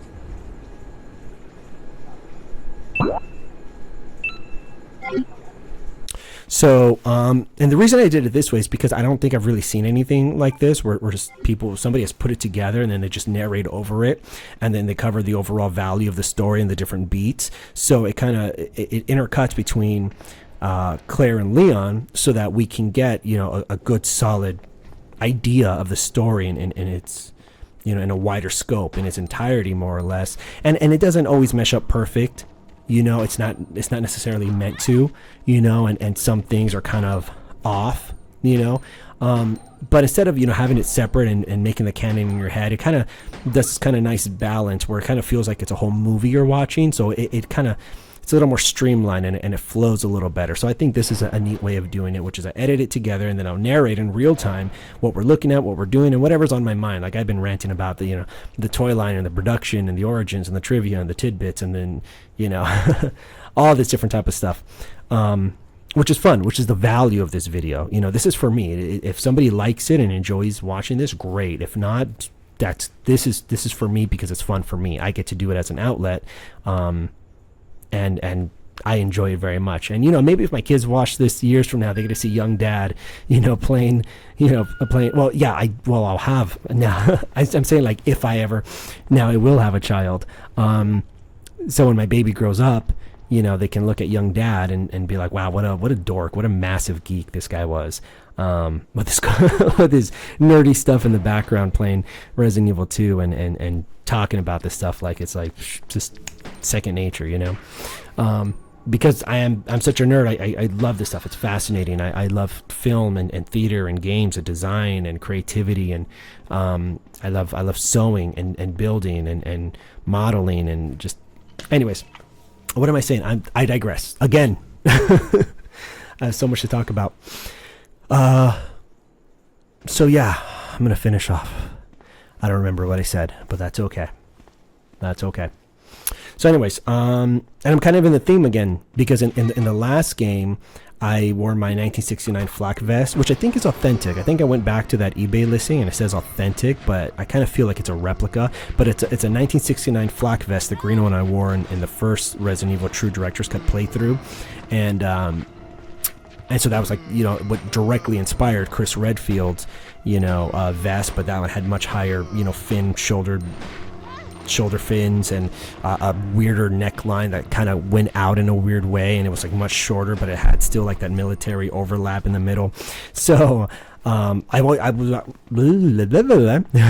was originally going to do was I was going to go ahead and get like I was going to make a Leon type of vest, kind of more like the modern one, and I was going to like, you know, make it out of like foam and straps and material and, you know, put the RPD and everything. But I'm thinking, you know, instead what I want to do was make my own unique vest that I really like that could use, you know, to like make it semi-universal. So I decided to make this, which I didn't make this from scratch. I bought the vest as the base, and I just basically cut it up, took it apart, and sewed it back together to be the way I wanted it. So I made it a 3/4 collar that has a nice fin flare. I added these like kind of weird thick, these are actually, what are these? These are shoulder straps that I kind of made, these cool shoulder fins. And then I added like, you know, little flourishes. Here, I'll show you here real quick. This, and then I got this. Real quick, before I get back into this, so this is a perfect example of the zapping system. Now, the zapping system means that what one person does in one scenario affects what the other person does in the other scenario. So in this one, if Claire takes a machine gun, she leaves the side pack for Leon. So when you play Leon B, version B, he comes, and then when he opens this locker later on, after Claire's already been here, he's left the side pack. Or vice versa, if Claire decides to take the side pack and get 2 more items in her inventory, and she leaves the machine gun, then when Leon comes here, when you play Leon scenario B, and he comes to this room and opens up that locker, he's going to have the machine gun waiting for him because Claire already took the side pack. So the zapping system is something unique only to this game, which is really fascinating. Even in the remake, so disappointing, that remake. I'll talk about that remake when I get to that remake. For now, it's just so. But they don't do it in the remake. That's all I'll say. They don't do it in the remake. That and if I only gave a few words about the remake, it's just frustrating. My one word is frustrating. But in a few more words, it would be a massive missed potential. Because the stuff it does well, it does really well. And but with that said, the stuff it doesn't do well, it really doesn't do well. Because it's a great game on its own. If it was a standalone, great, something inspired by Resident Evil 2, fantastic. Because it's an entertaining game. I like the remake of Resident Evil 2. Fantastic game. But is it a good remake? A faithful, good remake like the Resident Evil 2002 remake was to the Resident Evil 1996 game? No. The Resident Evil 2019 remake is not a good remake. It's a great game by itself, separately, but as a remake, it's not a good remake, and that's all I'm going to say about that. So anyways, so here we have the zapping system, and in scenario B, I'll also mention that Mr. X here is only exclusive to the B scenario. So if I play Leon first and then Claire second, since she's B and he's A, then only she gets to cross Mr. X. But in this version, because I played Claire A and Leon B, he only gets to cross Mr. X, which is considered to be canon. And what's scary about this guy is that he literally pops out of nowhere. He chases you through the whole thing, like that once again. And so, you know, what works, and look, we have that little red rum. See that right there on the left side there? That's another Easter egg to The Shining, Stephen King's The Shining. So, yeah, Claire's already been here. She doesn't need to go back in this hall. She's progressed much further in the game, and so that's why, you know, you have these holes in these walls that Claire never sees. Well, it's because when you play her version, she's already been here. She's not coming back. So that still makes sense. But anyways.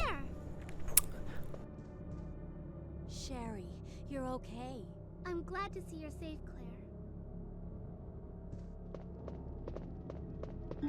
So back to the vest. So with this one, I wanted to make like a general vest just for me, and so I wanted something that's like very 90s Japanese-esque inspired anime type of vest. And so I wanted to. Actually, we're gonna read this real quick before I continue on. So I talk too much. Mail to the Chief. To Mr. Brian Irons, Chief of the Raccoon City Police Department, we have lost the Mansion Lab facility due to the actions of the renegade operative Albert Wesker. Fortunately, his interference will not have a lasting effect upon our continued virus research. Sorry, I have to burp. Our only present concern is the presence of the remaining STARS members, Redfield, Valentine, Burton, Chambers, and Vickers. If it comes to light that the STARS have any evidence as to the activities of our research, dispose of them in such a manner that would appear to be purely accidental.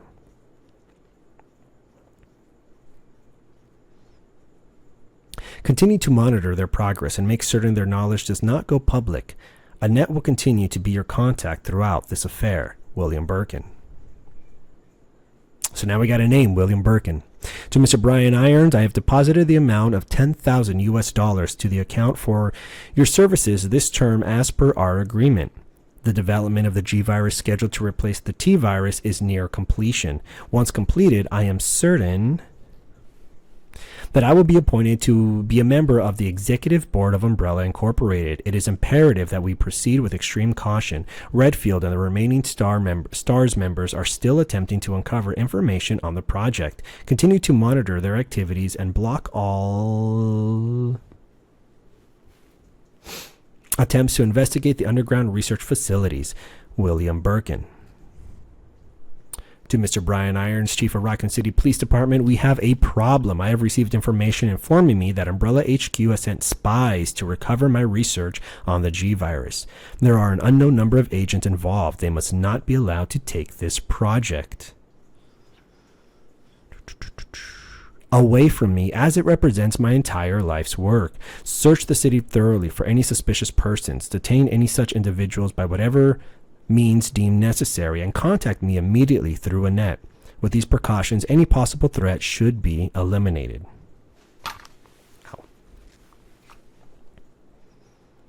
I will not allow anyone to steal my work on the G-Virus, not even Umbrella. William Birkin.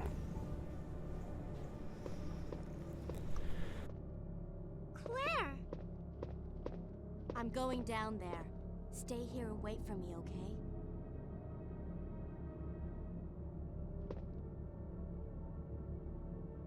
So we're going to have another talk with the chief, so we're going to hit a cutscene. But basically, what I wanted to do was create a vest that I can kind of use universally, you know, over a couple of different things and be loosely in the theme of kind of everything. So this is inspired by my top 3 characters, PlayStation characters. So you got that rich navy blue that's inspired directly from our guy Leon S. Kennedy here.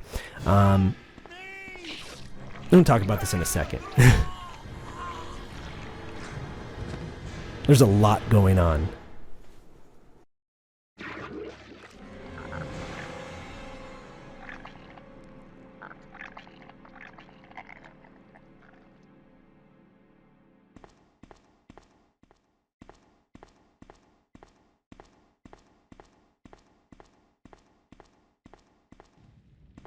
What a weird, creepy dungeon. This is supposed to be behind or kind of like in between or underneath a police station. Not even proper electricity. We have torches lighting up the pathway, so this feels a little off.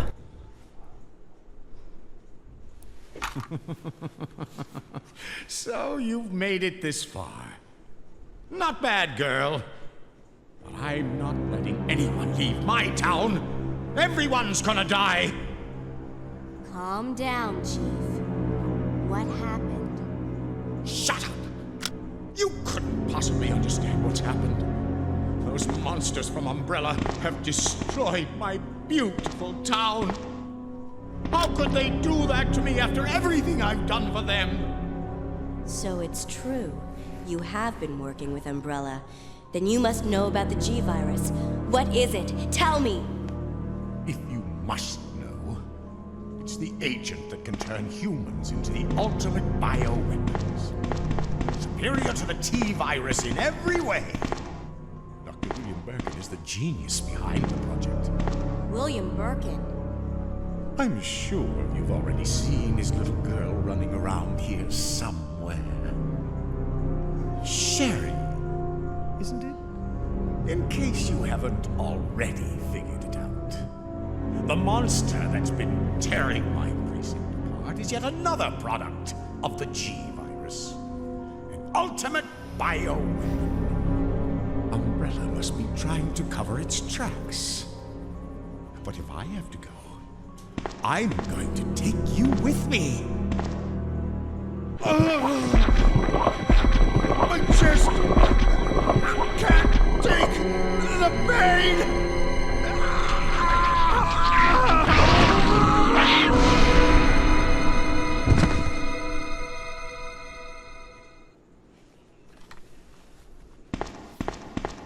There was another version of this where in another scenario that crate or that secret door behind him from the floor opens and then William pulls him in and then shoots out, you know, like half of his body. Really grotesque.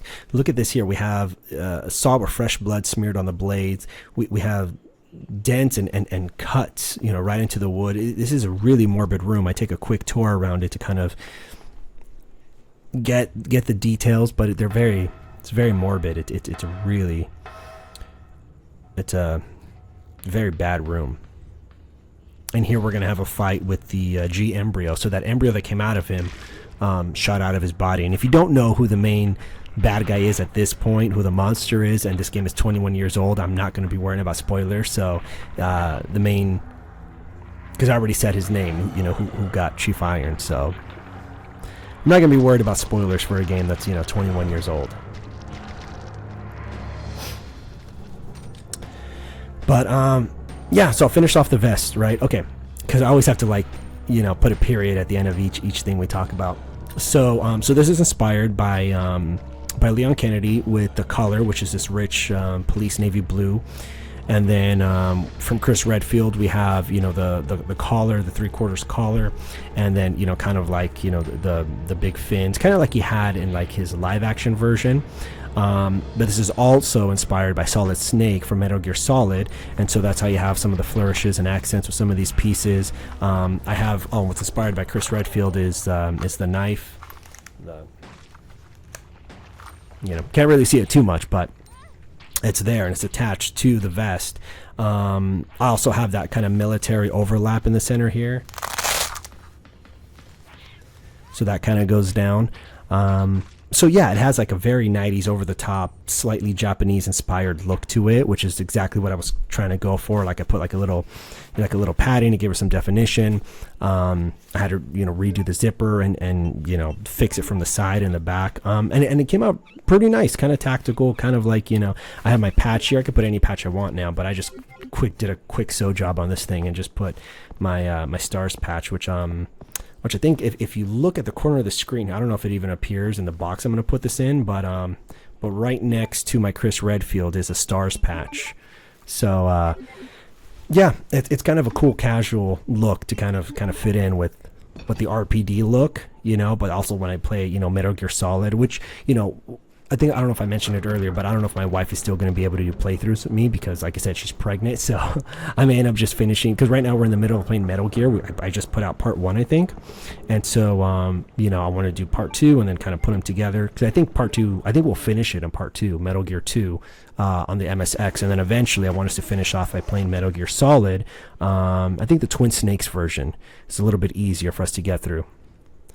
But at this point, I don't know. I may just do it myself. Because she's kind of growing a baby.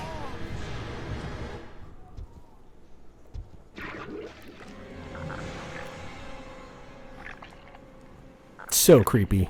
Ugh, that eye. It reminds me of those monster eyes from Taco Bell.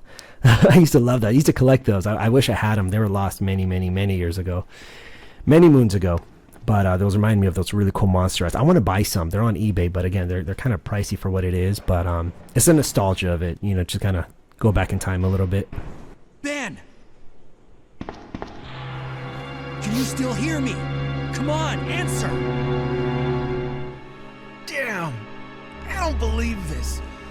I almost got the story. Ben! Bitter irony. The chief of police, a co-conspirator.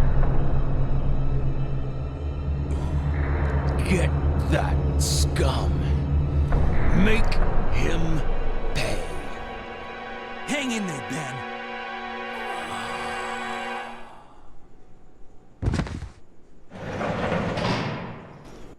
So this I didn't realize. We'll go over it in a second. Is the same mail? It's the same note that we read previously. So I'm just gonna talk over it. So yeah, that nasty, crazy looking eye kind of reminds me of those monster eyes from Taco Bell that they used to sell, you know, back in the late 90s. Back when they had the little Taco Bell dog, me and my sister collect those little Taco Bell dogs that you would press and it would say "Yo quiero Taco Bell" or something kind of funny like that. We had the special edition New Year's. We had the original. We had some other one. He had a sign or something. Maybe it was around the Godzilla time when Godzilla 98 came out. But yeah, so we're gonna get to some continued cutscenes here. But like I said, when it comes to finishing off the playthroughs, I may just do it on my own because, yep, my wife's busy. But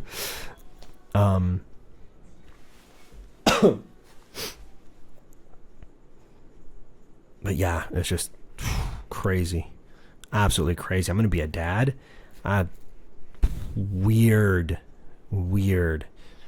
Everyone I talked to was excited about it, but it's just, even my sister was like, but you're gonna be a dad, like, that's right, like, just wrap your head around that. But my beautiful niece, they're raising her the right way. She's interested in the right stuff, you know, the real cool stuff that we grew up with. And my sister's a big kid too. I mean, she still spends time. We're going to do more podcasts. We're going to do some playthroughs. We're trying to finish up this movie we're trying to do, which is going to be like a 10-minute movie, but it's taking forever because I have to do like special effects stuff, and the time I have to even film it, and in a hot garage in the middle of the summer, I can't stand being on that green screen with all those lights on me, trying to wear a costume, you know. It's just a nightmare. So it's been a year, and are we done with it? No. And am I just going to have to like cut and put out what I can? Probably. But that's just the way we are. You know, we enjoyed our childhoods. We choose to focus on the positive, and I think really that's something that people should do, is focus on the positive and not, you know, the problematic parts that we may have. Where are you going, Ada? To the chemical plant. I have a feeling that's where I'll find John. Ada, wait! Hey!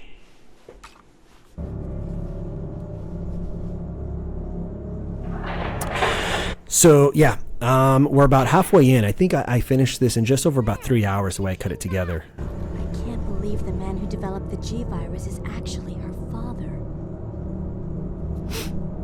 What's wrong, Claire? It's nothing. But I think I found a way out of here. We should be able to find someplace safe if we can just make it out of town. But...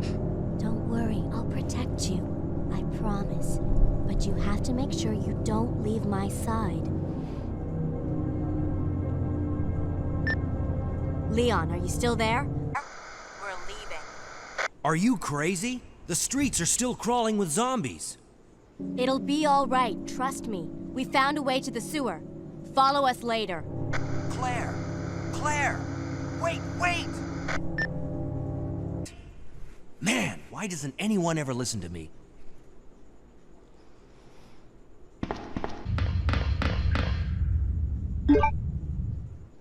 So yeah, still some things to talk about. I mean, I'm sure I'm going to lose conversation at some point. Not yet, and now I just have to figure out, you know, what else to talk about after this.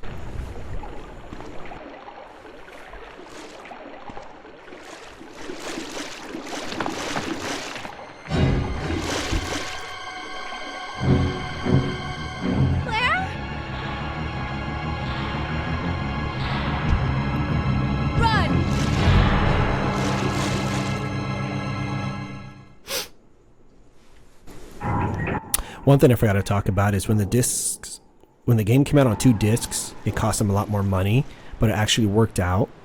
And I'll tell you why.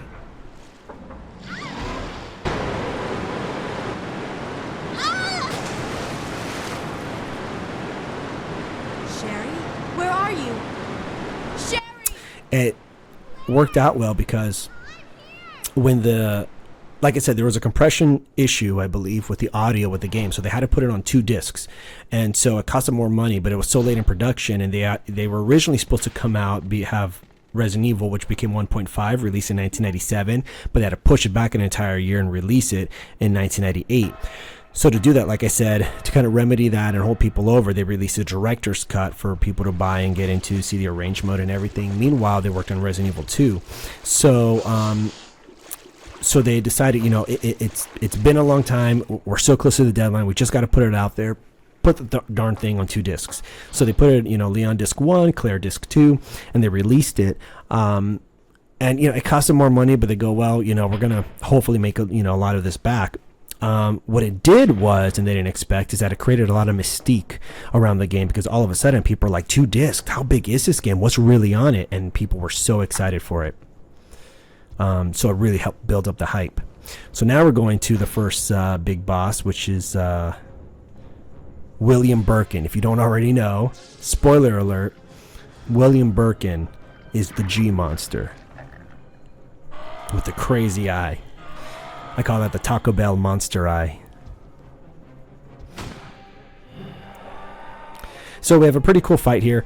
Yeah, like I said, he carries that massive club, which is kind of a carry-on from 1.5. There is a William Birkin. I don't know if he's William Birkin exactly. He might be, but a character that looks similar, designed very closely to him, that also carries a big club, but he looks more like a weird, grotesque, distorted gorilla type of guy. I don't know. He looks different. Not the biggest fan, but the carryover of that big arm and, holding that big pipe, that's from 1.5. And I'm glad they changed, Leon's name from Grant Bittman to Leon S. Kennedy. And Elza Walker to Claire Redfield. So, we just finished Birkin. Now, another thing I was going to talk about again on this is, if you notice here, I have the custom Magnum infinite ammo. So I've played these games since I was a kid, like I've well talked about. It's well documented. I've played these games since I was a kid. I owned all the discs and everything, all for the PlayStation 2, PS3, and so on. And then, now the PC. And so, even like when I still play these games to this day. Like when I'm on a plane, when I go to Ohio or when I went to Cancun, just hours on a plane, I pop out. They're all on my phone. Nowadays there's emulators and there's like everything on this, right? So, we'll talk about this in just a quick second here.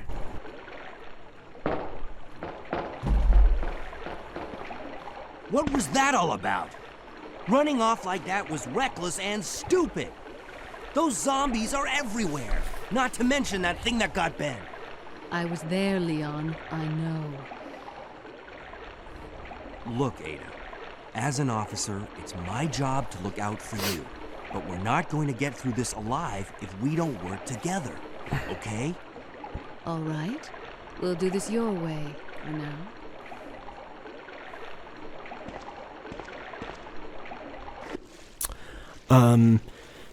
So yeah, I mean, these games are on my phone. They're on my tablets. I get to connect. It's so cool. I have it right here. So I have a USB controller, and then I use this little C converter device to plug in my wireless controller into my phone, my tablet, my Samsung, whatever. And I get to download all my emulators and games onto them. So I get to play them, and they're so much fun. So I still play these games to this day. So I've beat each scenario, each game, each character from front to back. I've for many of them I got it, under 3 hours. Some of them never bothered with 3 hours. Rocket launcher, no rocket launcher, costumes, etc., alternative outfits and skins, whatever. So I've completed all these in full value. Ocarina of Time, I remember I beat once and I went all the way through. I got every single side mission and quest and everything, all for this guy, Ocarina of Time. Went through everything legitimately from an N64 back when I was like 20, 21, 19, something like that, straight through. So I've beat these games countless times.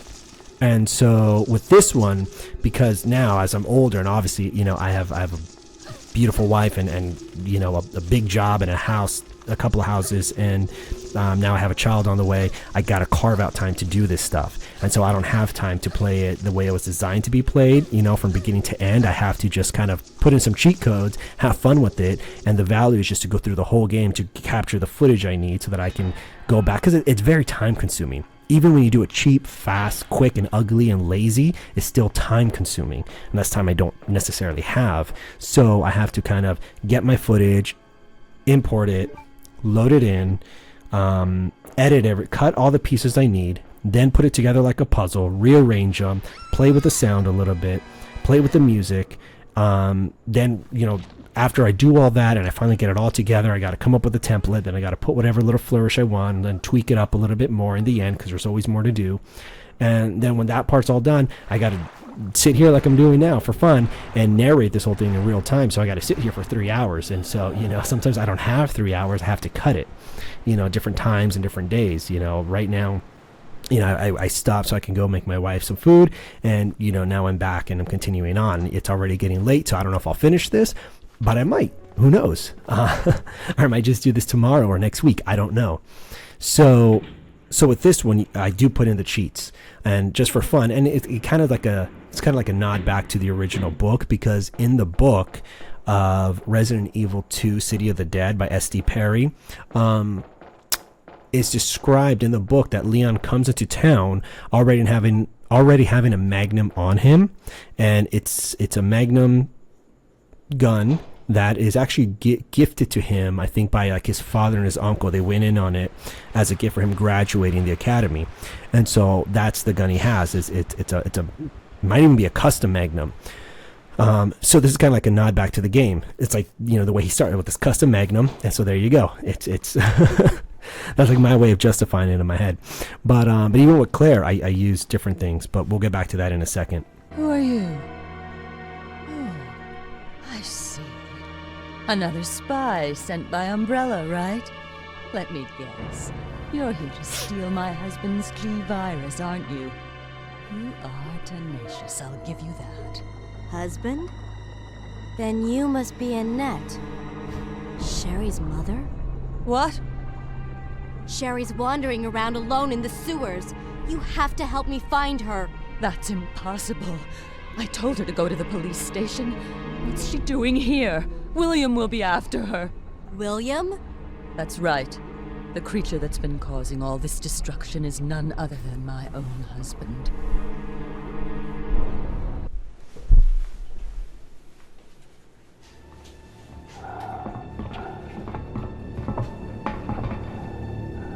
This way. It's sheer perfection. My precious G-Virus. No one will ever take you away from me.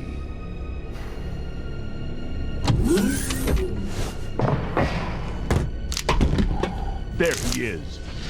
So you finally come. Doctor, we're here to collect the G-Virus sample. Sorry, but I won't just hand over my life's work. Stop! You might hit the sample. That's it, all right. Okay, let's move out.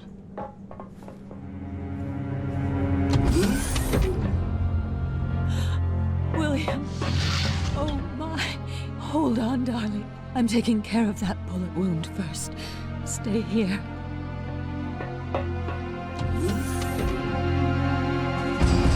Alpha team, have you retrieved the sample yet? Affirmative. We'll be at the rendezvous point in 1 minute. Roger.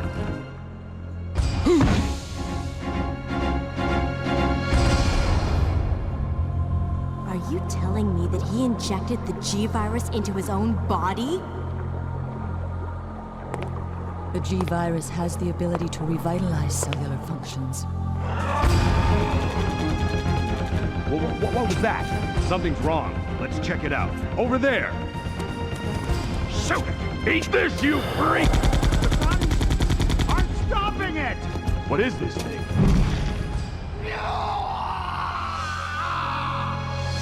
Hurry!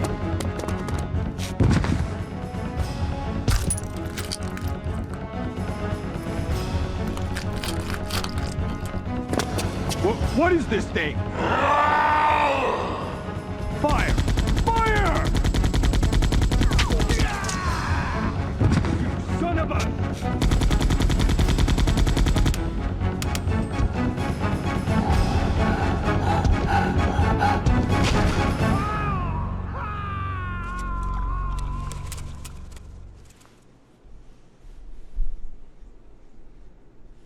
So those rats were the carriers of the virus?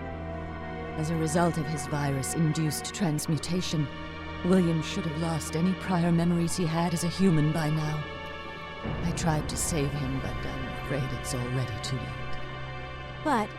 And that's not even the entire story. Every G-Virus bioweapon, including William, has the ability to implant embryos into other life forms. That's why he's after Sherry. What are you trying to say? The bodies of individuals with non-related genetic coding are likely to reject the embryo. But since Sherry is his daughter, that possibility is non-existent. It's an inherent survival instinct. It's Sherry. You go that way.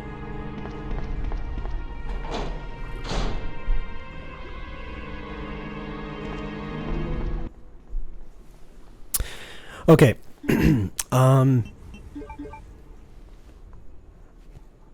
Oh, that's what I was talking about. I'm like, I kind of lost my train of thought here. So, like I was saying,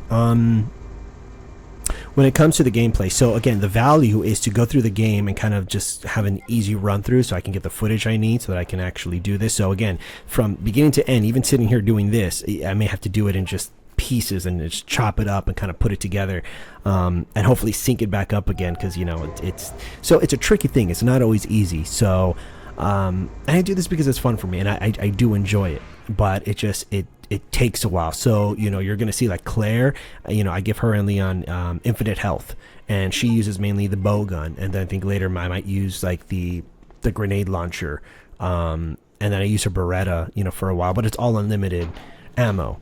You know what I mean? So it's not the way the game is intended to be played, because that's not the value we're going for here. I'm trying to capture the footage and put it together so it kind of has like that cinematic style of feel, so that we can just kind of wash the whole thing through. And it's a lot faster and easier, more digestible that way. And plus we get the whole good broad sense of the story. Now this is interesting. This is another example of the zapping system, and we're going to see that right now. It's terrifying. Terrified me as a kid. So here, this is a big nod to Jaws, and so we have this giant alligator coming at us, and what we're going to do here is we're going to unlock this. I think there was a note or something attached to it, some plaque or something that said what it is. I don't know if it's compressed air, compressed gas, chemicals, something, I don't know, but it's a tank. And so if you notice here, the alligator gets the tank in its mouth, just like in Jaws when it gets the tank stuck in its jowls and Roy Scheider has to shoot at it. It's the exact same thing here. So as you notice, we just shot it and he just kind of blew up the top of his head, and he's like spewed into pieces and all this crazy stuff, real nasty stuff. And so again, that's a big nod to Jaws, is it gets the tank stuck in its mouth and it starts trying to chew on it, and like right underneath the jowls, and it's just kind of like chomping right there, and just like, so it's that perfect shot. And so that's what I love about this one, is there's a lot of nods to movies and references and Easter eggs, and so that was a good one. Come on, wake up, Sherry. Sherry wakes up.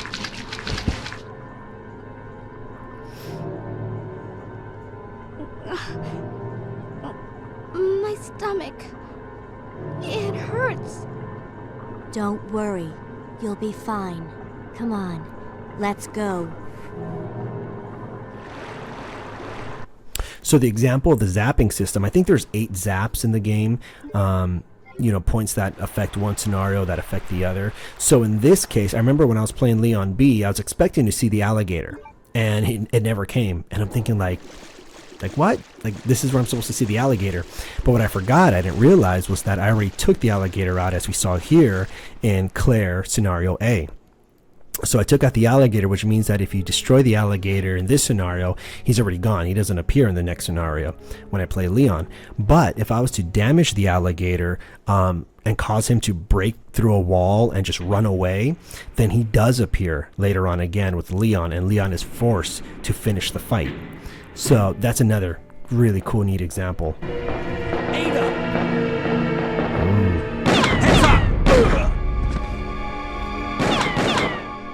Leon, that woman was... I have to talk to her.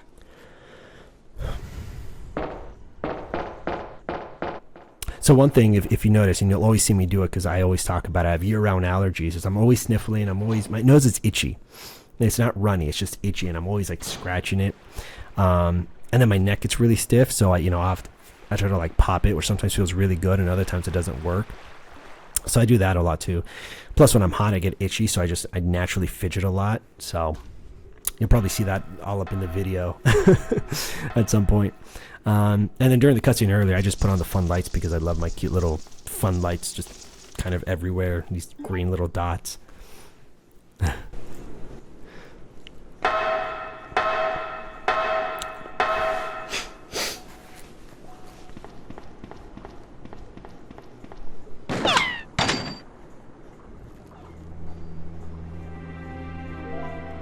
Don't move. You're the one who was with that cop, if I'm not mistaken. Identify yourself. Ada Wong. Ada Wong. I've heard that name before. Now I remember. One of the men from Chicago who came to assist the T-virus research used his girlfriend's name as his password. Ada and John, I believe. How did you know? Who are you? Annette Birkin. My husband is the man responsible for the creation of the T-virus. William Birkin. What? John's dead. He became one of those zombies. My condolences. And although I regret this, you will be joining him shortly. I won't let anyone take the G-virus away from me. G-virus? It's capable of creating the ultimate bioweapon. Its potential is even greater than that of the T-virus. Then that must mean the creature in the police department is... Precisely. My husband, William. And it's all Umbrella's fault. None of this would have happened if they hadn't tried to steal his research away from him. Where did you get that pendant? It looks exactly like the one I gave Sherry. She dropped it. I've been holding on to it for her. Liar! Give it back to me!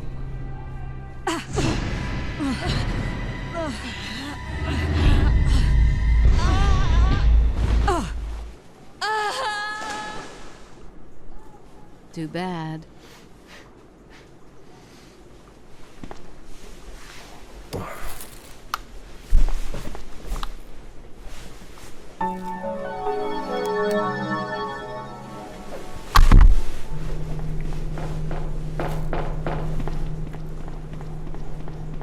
One thing I find really interesting that I love from these old games is again, they're like a whole polygon body, and like their face is like a stone statue because it's like texture that's pasted on to the model. And so but their hands are always fixed, and so they're always, you know, moving like this, like, Ada, what are you talking about? It's over there. And give me the gun. All right, you know, and they have their hands fixed like that, which is always so funny.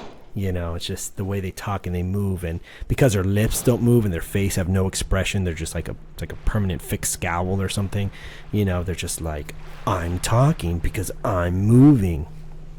And just really silly, funny stuff from this era of gaming. Nowadays, the scans they have of people and of models is just so photorealistic. It's so unbelievable. It's fantastic. Perfect? No, but great, and a huge leap from this. Oh, absolutely, without a doubt. So yeah, but they have this great model of an extreme battle mode, which is like a side mode that you get. You kind of have to run through the game and get through it within a certain time frame, or you know, destroy a certain amount of enemies, something like that. I never really played it. But in there you get a skin of Chris Redfield, and they redo his entire, you know, body, his entire model, and it actually looks really good. It's probably my favorite model of all these old PS1 Resident Evil games, because he looks so much better, and he's not unsaturated. He has a little bit more color. I feel like he was a little more unsaturated in the first game, and in this one, brighter color, better, cleaner looking model, you know, a lot sharper looking. But yeah, in fact, there's I don't know if I'm playing it in a box or not. I just have to tweak it. I don't know how this is gonna look when it comes out.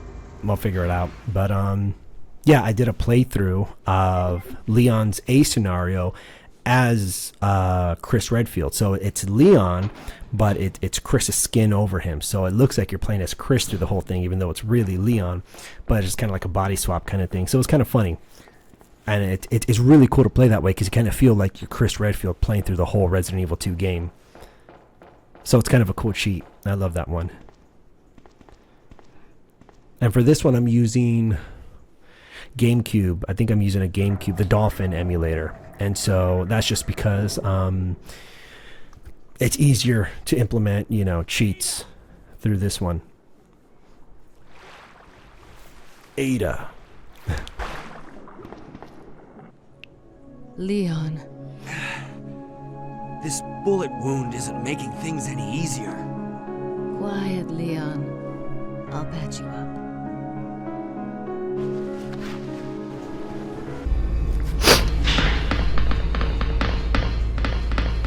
And so, what was I going to say? Something was on my mind. I forgot what it was.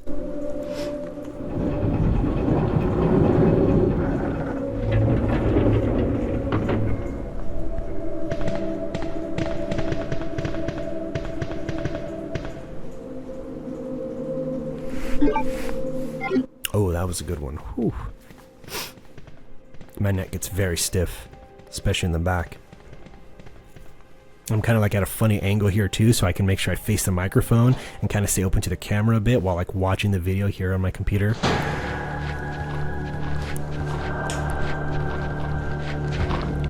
So yeah, I love.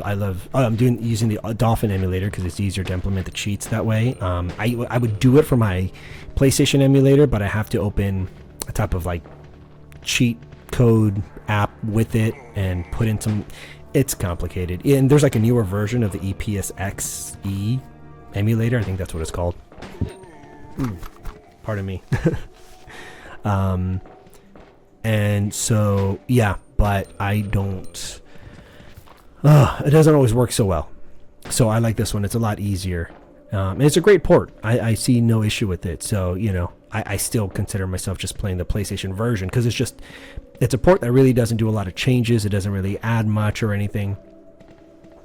It's not like the original Resident Evil and then like the Dreamcast version, which definitely had changes to it. But what was I saying? Yeah, the Chris Redfield. So Chris Redfield, the feel in the first game was like a little unsaturated, a little blocky, and in the second one, he looks a lot smoother. So he looks sharper in terms of like, he looks pretty good.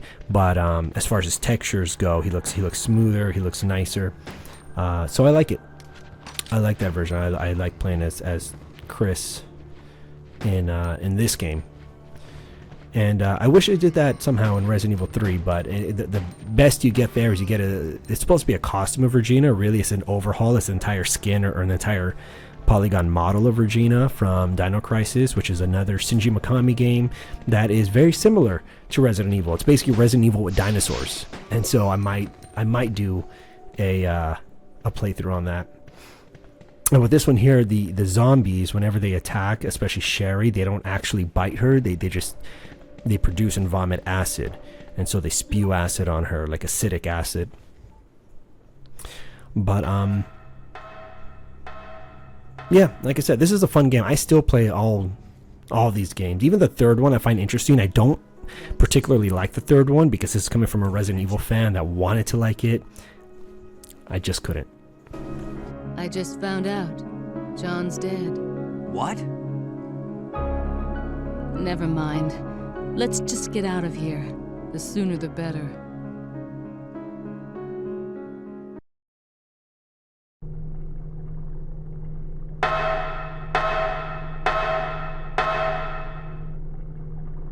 So yeah, like I said, I wanted to like the 1999 Resident Evil 3, originally called The Last Escape. It even when I was a kid playing it, it felt like a side game, and it's because it was. But let's read this diary first coming up, and then I'll talk more about it. Sewer Manager Diary. It's been a while, June 28th. It's been a while, but I saw Don today and we talked after completing our work. He told me he had been sick in bed until yesterday. It really doesn't come as much of a surprise given how long he's been working here. He's sweating like a horse and keeps scratching his body. Just trying to make sure I read that in time. While we were talking, I asked if he was hot, but he just looked at me funny. What's going on with him anyway? July 7th, Chief Irons has been visiting the lab quite often lately. I don't know what he's doing over there, but he always looks grim. The expression on his face has been even more unsettling than usual. My guess is that it's because Dr. Birkin's impossible requests. The chief has my sympathies, though. After all he's done for this town, he doesn't deserve this.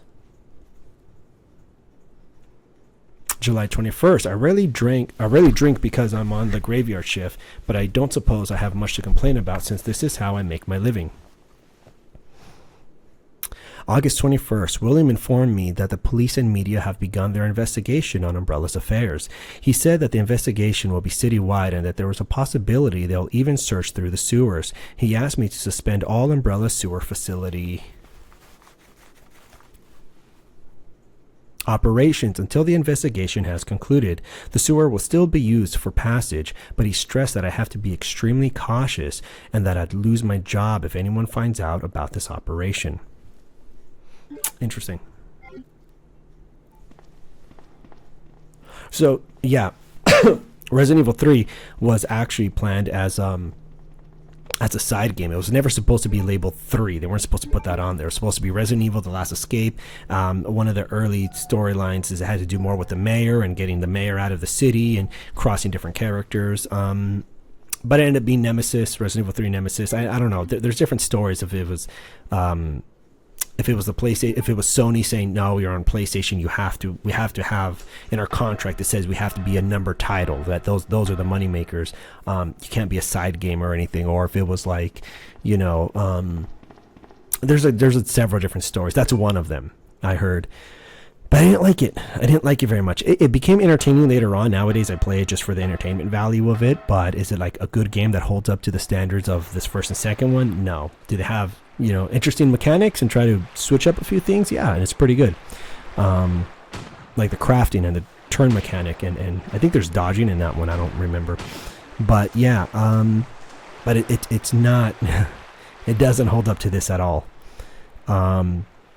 In fact, Code Veronica was supposed to be originally Resident Evil 3 because it follows the storyline directly.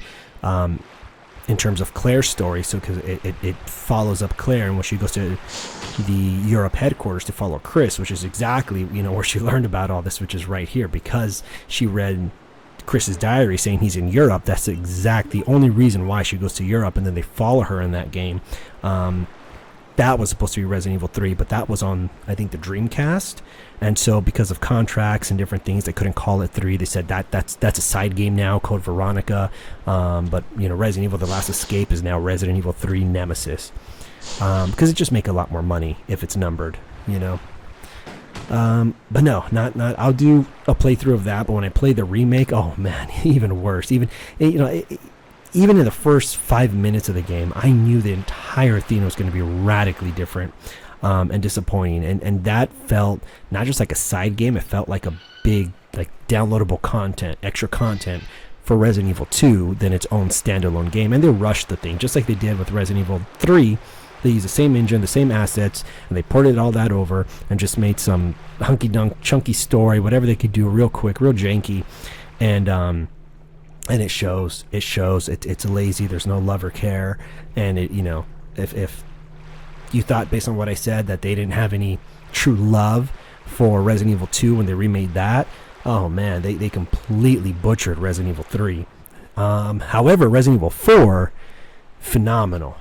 Man, Resident Evil 4, phenomenal. I enjoy that game very, very much. The original had it so great and near perfect in so many ways. That this certain points in the new remake of Resident Evil 4 don't fully live up to. But man, is it a fun game, and is it close, and is it faithful enough? Yeah, absolutely. Absolutely. I can't wait to play that one and stream that or record that. But yeah, oh man, so cool. So cool. But yeah, to this day, I still play these games. I'll still bust out my phone, if I'm bored or something, and on my emulator I'm playing, PS2. Marvel vs. Capcom 2 is one of my favorites to play when I'm bored. But I'll still play Devil May Cry, Resident Evil, Pac-Man World, all the good stuff. So now we're taking the tram. We are well into Act 2, so we've moved from the introduction, the police station. Now we're working more in the sewers and the underground, and now we're kind of more or less going towards Act 3. So now we're going towards our final set piece, our final location. We're going to traverse one more map, big map, several chapters and areas and levels, and then we're going to be pushing towards the end. Maybe just a little under an hour. Maybe a little less.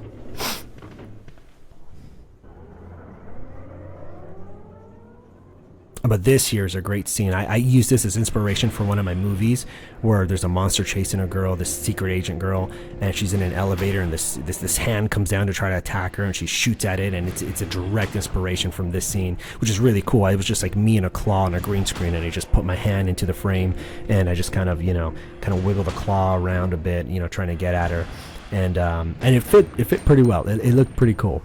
It looked pretty cool. But I've asked my family and friends to do a lot for me, especially my poor wife. Oh, do you want to film this with me? I would love for you to be in it. Da da da. And she's always game. She's always, I'm like, I'm doing this. You don't have to do it, but I'm gonna do this project. Do you want to be in it? And she's always like, yeah, sure, of course. And gaming is not her thing. She loves certain games. Like she'll play Spooky Castle. She loves that one. Right now, she's really into Stardew Valley, and I play that with her. But as a gamer, she's not. Even playing Metal Gear is a little rough for her sometimes because she's like, this is just not my thing naturally. But she's good at it, and because she loves me and cares for me so much, she's happy to play these games with me. And again, I love her energy and her humor. It's so hilarious that we get to bounce off each other, and so it just makes it more entertaining, I feel. So when we watch it one day, when we're old and gray and trying to remember back the way we were when we were young, I mean, my wife and I just get along like so well. It's hard not to brag because I just feel so happy and proud of her, and I'm just like ecstatic every time I talk about her.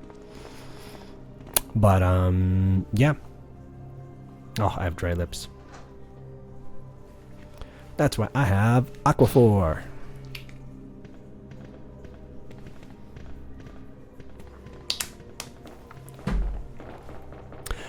But yeah, still some good stuff to talk about. So, as we continue on here, we're going to see the aesthetics change, and so our environment, our whole field is going to become much more industrial. We're going to get a lot more scale on this one, and so we're really going to feel like the lab just got bigger. There's these scenes where we're just going to see like this huge plant in this room, and we're just like a little itty bitty little thing compared to it. I enjoy the enemy roster here. Now when it comes to the remakes, one thing I really can't stand is that the remakes, again, I feel like they don't like the original source material. They really don't. And they have all these. My stomach hurts. Hang in there, Sherry. Your forehead's burning up. I've got to hurry before the embryos pupate.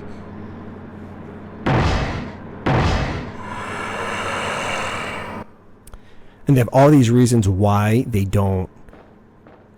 can't put in an enemy or why it was omitted. Instead of just finding a way to recontextualize it and make it work.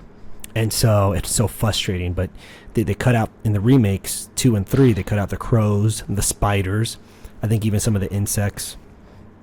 So it's frustrating. But there's only one enemy in this game that I think is silly and does not fit, but I'll go over that later.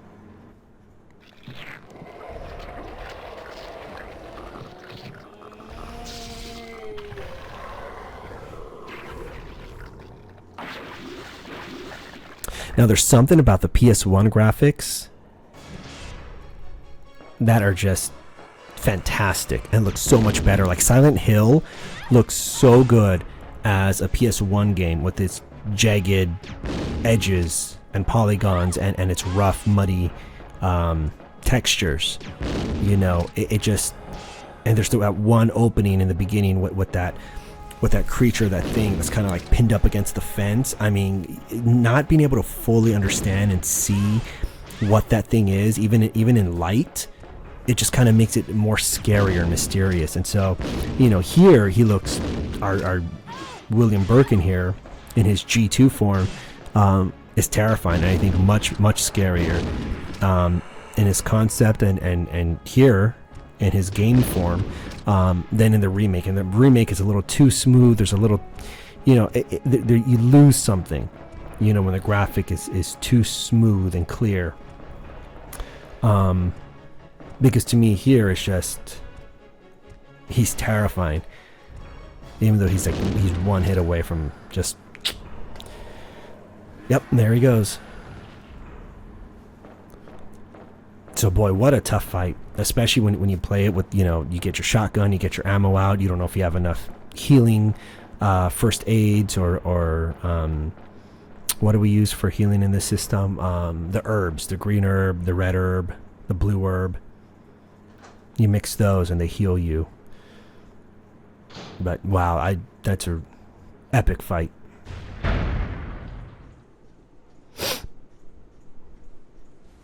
Sherry.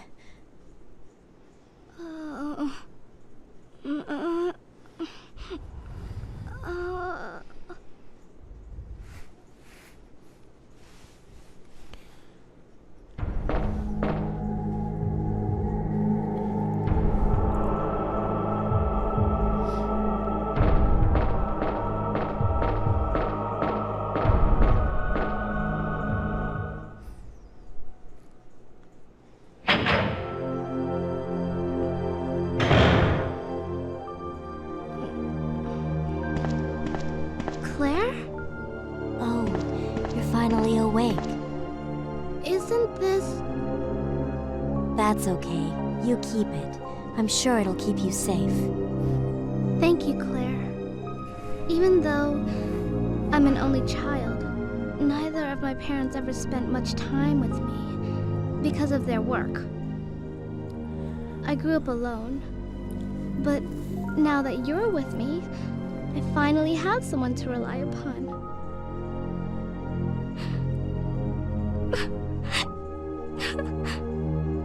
Sherry. Rest here for a bit. I'll be right back as soon as I found the antidote for you.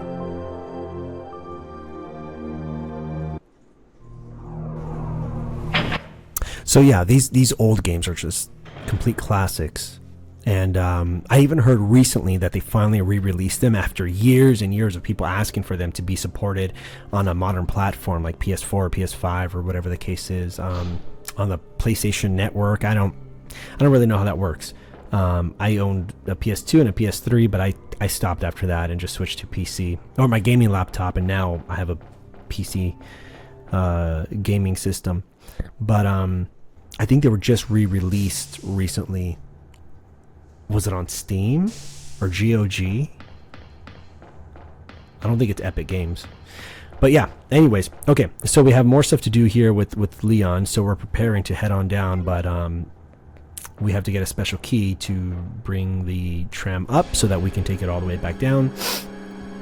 And once again, exclusive to this scenario is Mr. X, who once again comes to attack us. Now in the new one, he has a fedora, which actually comes from the design of 1.5. Here he doesn't have the fedora, which is kind of a shame. I kind of wish he did, now that I've seen it. But that's not a power limiter, that's just, a fedora. But his big trench coat is a power limiter. But yeah, originally in 1.5 he was designed with a fedora. And this guy keeps coming up. He keeps getting up and keeps coming at you. So it's real interesting. I know when they did the commercial for this, it was directed by George A. Romero. Maybe at the end I'll talk about that a bit. I already talked about the skin for Chris Redfield.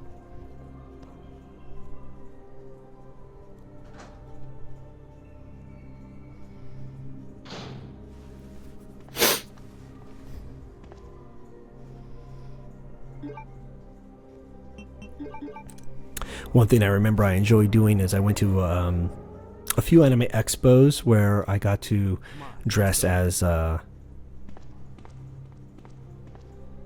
STARS agent or STARS member. I remember when I did a fan film. I did a Resident Evil fan film 3 times, and the first time was at my old house, real old and extremely cringy, really, really bad, but fun.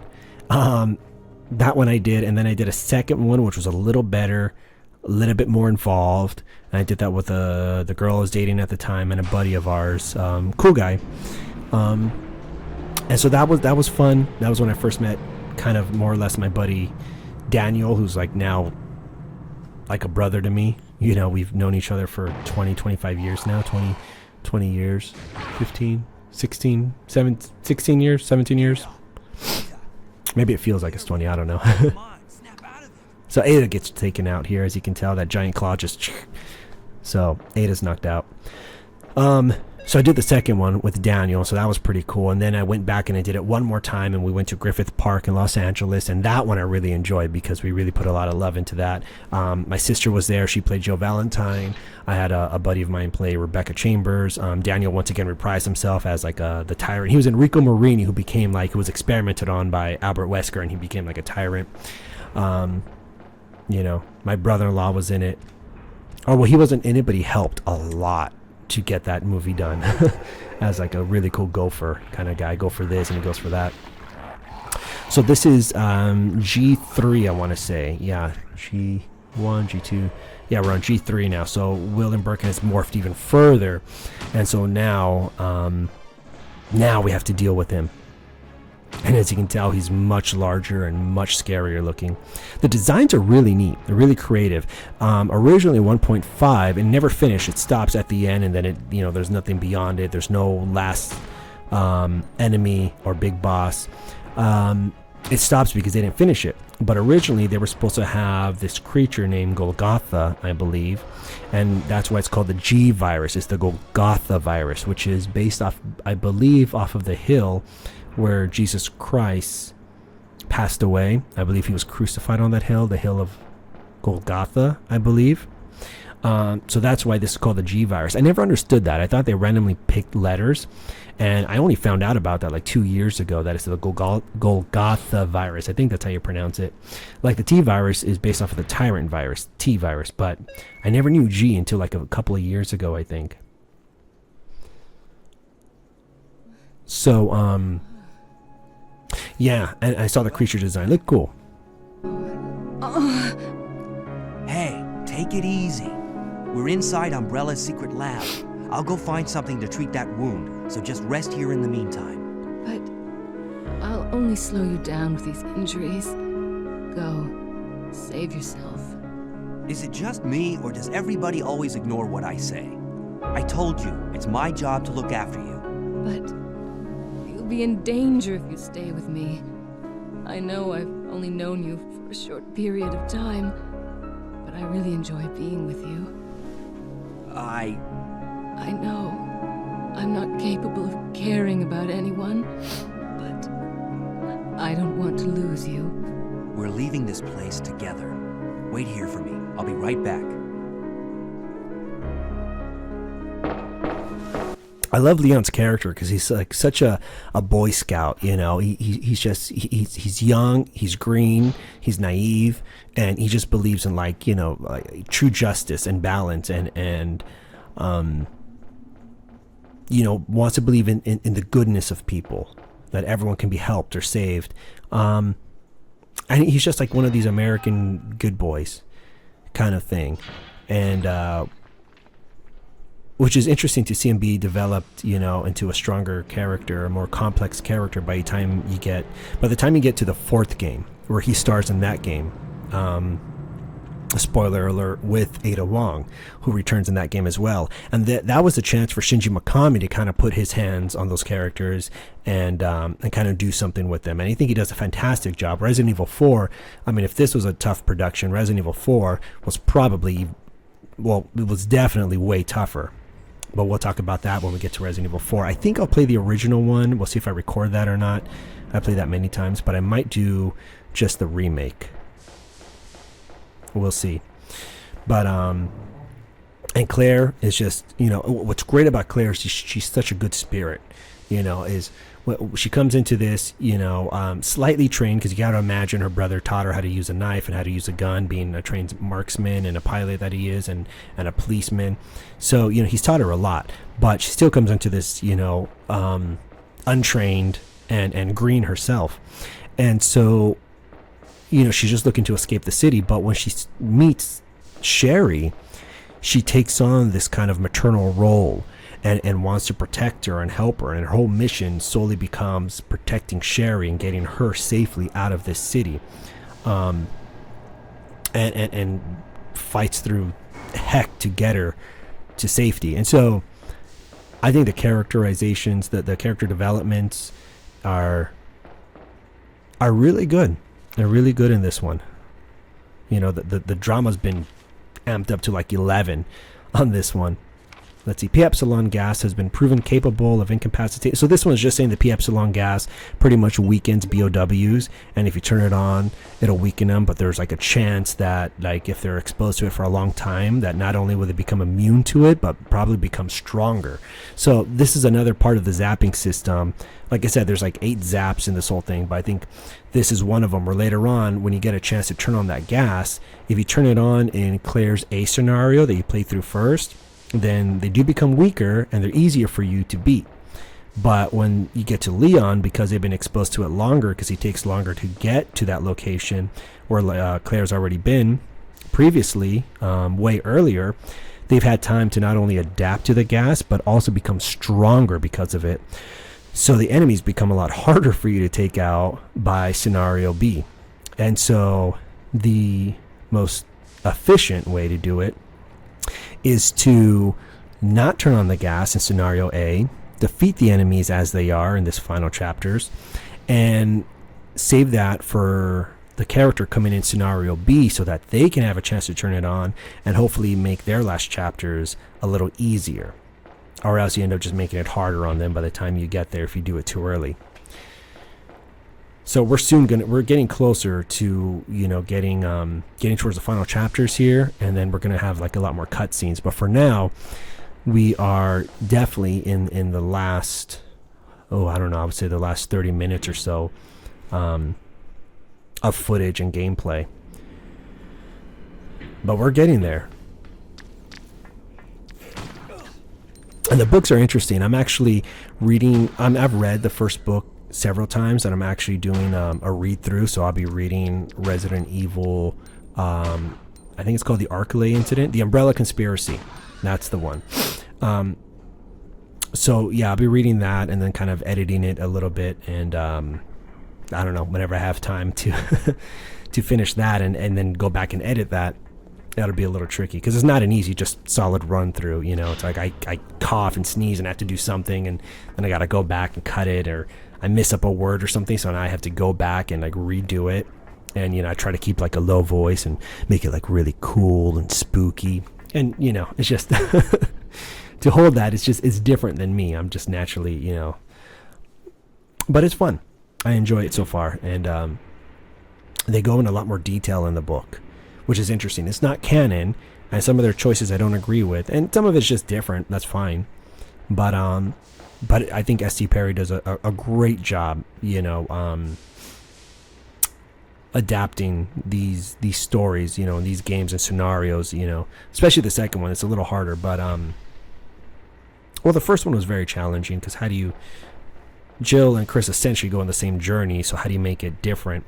And I think she does a great job at balancing the story and giving each character their moment, and really delves much more into their mind and their characters and their intentions and their motivations. And so I think S.T. Perry does a great job at that. I think she gets up to Code Veronica, and I think then they stopped. But I would love to see her write Resident Evil 4 and Resident Evil 7. I think that'd be fascinating. But yeah, so the books are good. But like I said, I did a fan film, and the third one I really enjoy. I think that came out the best. And you know, I had my brother-in-law who really helped us with the production behind the camera. I always ask my friends and family to do a lot of stuff, and I had them get out there, and I threw dirt on them, and I smushed their costumes, and I like roughed it up, and I'm like, okay, you're gonna wear this prosthetic, and you're gonna wear black makeup, and it's we filmed in July, you know, in the middle of the day when it's the hottest because we don't have lights or permits. We're not even supposed to be there, so everything's under the radar, and so we just, you know, we went 1 or 2 days and get caught, get kicked out, have to come back another time, spend the extra money, spend the extra time, and we finally finished it. I think it came out great, you know, given the time and the resources we had, and I still enjoy that movie. But yeah, carving out time and doing this stuff is so tricky. You know, when people produce content, you know, it's not easy, especially when it's you by yourself, just doing it for fun, even as a hobby. But it is not easy. Not easy. But it all really depends too on what your level of quality is, you know, in regards to the production and the value and the resources. It varies, you know. Sometimes I don't care and I just kind of get lazy and I push through things, and other stuff I'm very OCD, so I'll go back and I'll film it 1,000 times just so I can get like 1 minute of something that I think is like, okay, I can be fine with this, you know. Whereas other stuff I'm like, just let's just do the thing. We're done, move on. But right now I'm working with green screen and 3D backgrounds. I kind of look like I'm in a game or something. And we're doing a Marvel movie with some characters, and I'm going to see how I can cut that short and make it make sense and just put it out there, so I don't spend so much time a year in production for something that's 10 minutes. There's so many other ideas and stuff that I don't get to. I had a lot of ideas, like even with, you know, the Joker. I always had the idea of the Joker having his own, like a face mask, you know, that he wore, and it would be his own face. And I got that because there was a mask that came out many years ago that looked like it, and I painted it and I cut it and made it look even better. I'm like, this is really cool.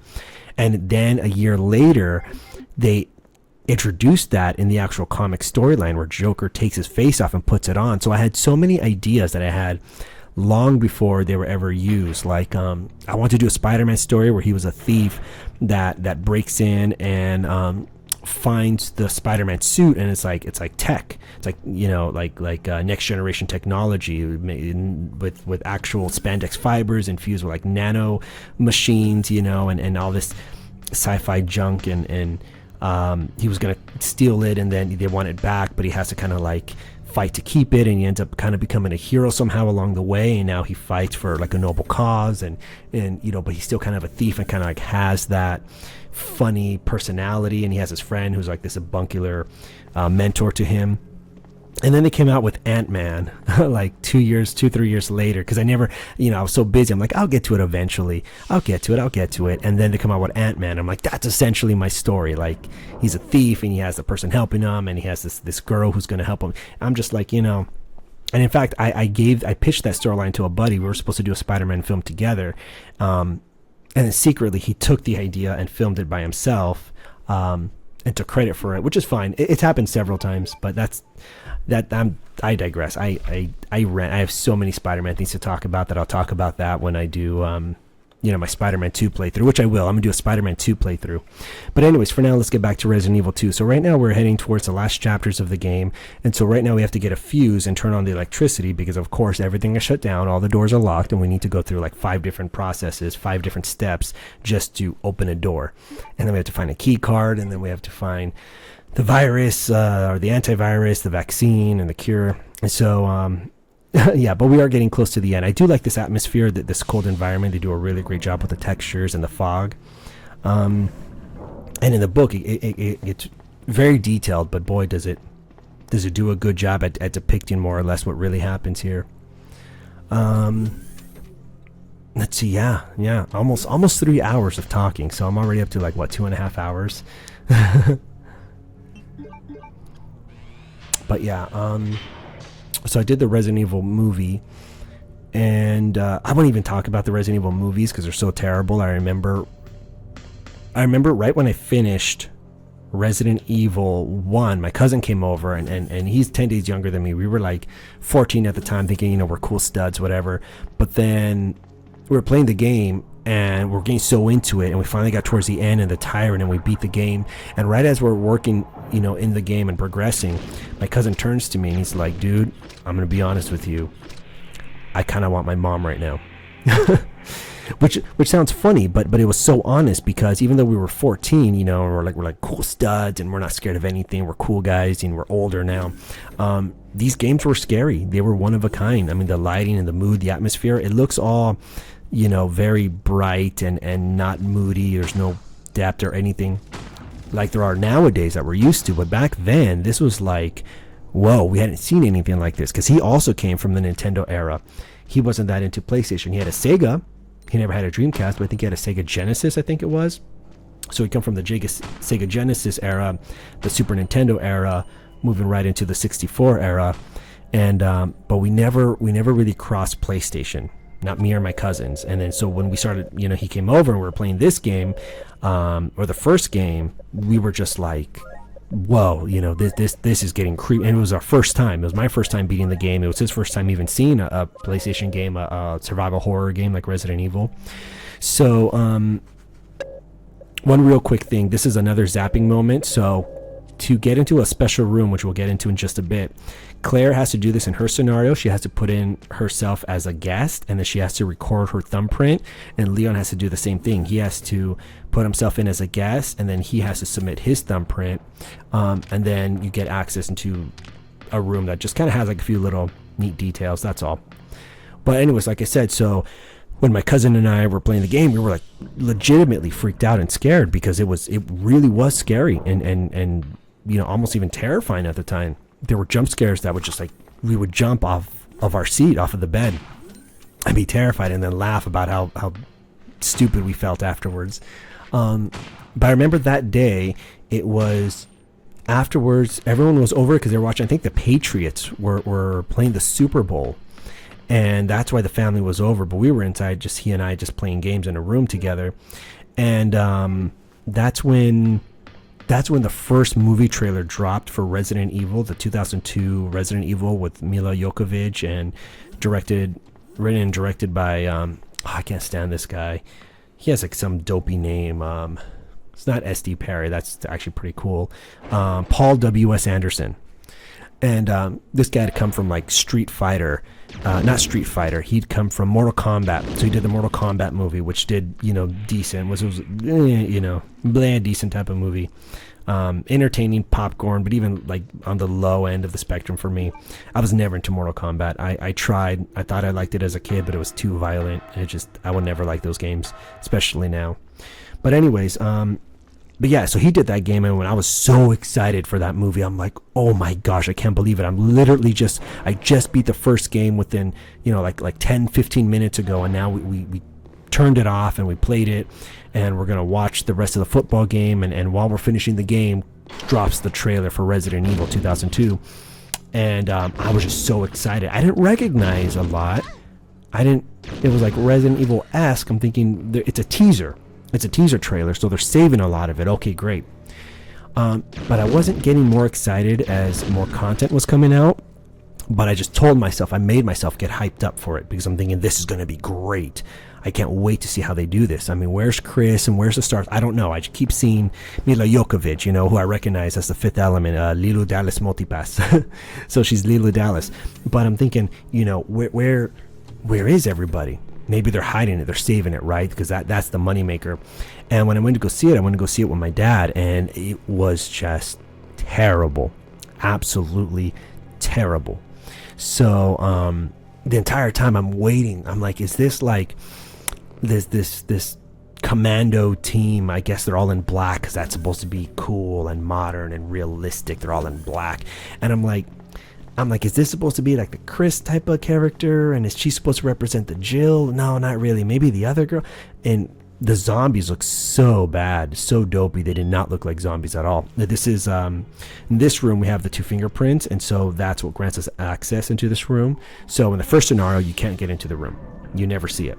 You can only do it when you get into the second scenario and you insert both thumbprints, because you need 2. So we have the advanced lickers here. These are the advanced lickers, by the way. So if you notice, they're dark, blackened skin. Their big claws have kind of morphed into like one sickle claw.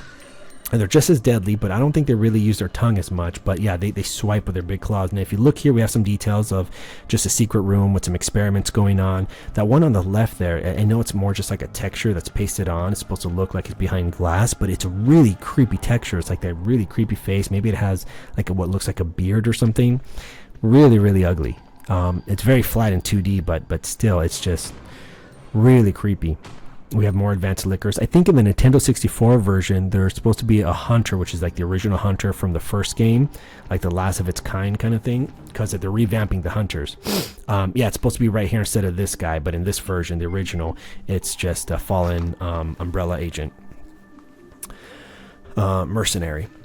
But yeah, it's broken from the inside. So yeah, this is, you know, it kind of tells you where a lot of the experiments probably got out or escaped after, you know, they weren't maintained or the life support was turned off and they just woke up or something. But yeah, but going back to the movies, they're absolutely terrible. I did not find any enjoyment. I try to trick myself into thinking I liked it, and that was really hard because I really didn't. And the ending was a little neat because I'm thinking, oh, you know, maybe finally in the end, you know, they tease you do this big shot where you pan out really big into like this sky shot, and then, you know, you're looking down and you see this entire city that is like on fire, and that's everything I love to see, right? Because it's just like these pre-rendered backgrounds, you know, it's like there's fire and decay and blood and broken buildings and smoke and all these different things, and I'm like, okay, maybe it's going to go into the second film and it's going to really do something, right? And it never does, you know, because then you go into the second film and you're just like, oh, what is this garbage? It just, you have the stars in there, they're all dressed like Chris Redfield, but none of them are Chris Redfield.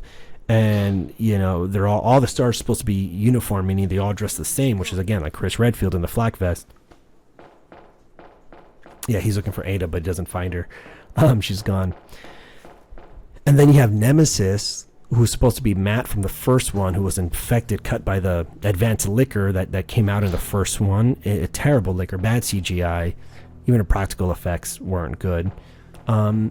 So there was so much going on that and none of it had hardly anything to do with the games, that I just completely disowned them, and it was so hard to brush aside because that was in the beginning where they weren't even close to being finished, and they kept spewing out all these more and more movies, and I just thought, oh boy, I don't understand why they gave this guy the reins and gave him the franchise, because he just completely obliterated it. And then I saw Welcome to Raccoon City, which I don't know if I mentioned already. I talk a lot, but I did an actual review on it. I'm supposed to. Ideally, I want to do more reviews and more stuff on my channel, just for fun. It's for me, but I just had to do one on Welcome to Raccoon City, and it was just a quick off the cuff review, just my initial thoughts right after seeing it. But yeah, I can go much more into depth with that one. Everything wrong with that one, because that one's supposed to be true and faithful to the game, right? But not really. Husband, I know what you're looking for. You came for the G-Virus, didn't you? Never take it from me. This is my husband's legacy. Now, where's that spy you were working with earlier? You know who I'm talking about. What? You really don't know anything, do you? You're so gullible. She's one of the operatives sent here by the agency. The only reason why she came here is to obtain the G-Virus. That's a lie. No, it's the truth. I discovered this when I did a background check on her. She specifically got close to John and became his girlfriend to get information about Umbrella. That can't be. I know her. Ada wouldn't do something like that. If you don't want to believe it, I don't really care. You're about to die anyway.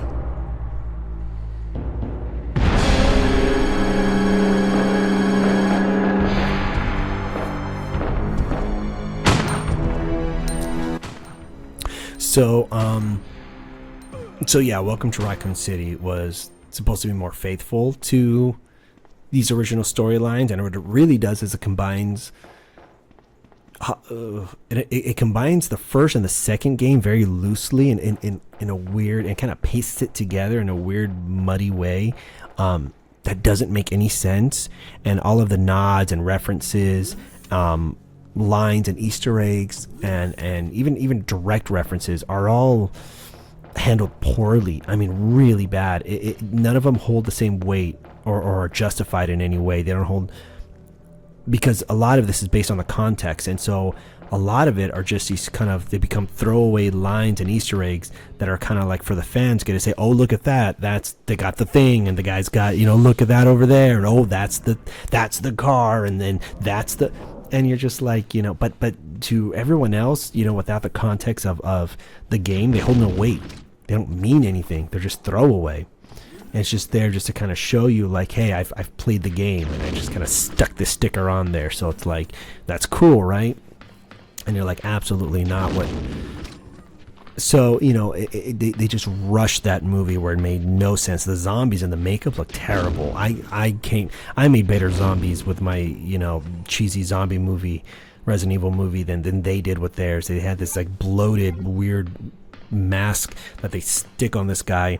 He's got this big mushroom head, and he's got like these big eye sockets where his eyes are right behind, and it looks like he's wearing a mask. I mean, you're not supposed to look like you're wearing a zombie mask, and he's wearing this big inflated, bloated, mushroom head mask. And oh boy, that one was rough to get through. That one, I mean, the liquor for a second looked pretty good, but then they had Lisa Trevor in there, and I'll never forgive you for that. Wait! I've just prepared a sample of the G-Virus, and this time, no one will take it from me. This is the most significant piece of research my husband has ever left in my hands. Stop it! Sherry's in serious trouble. William implanted her with his embryos. There's no telling when they'll pupate. And if that happens, then Sherry won't... What? William...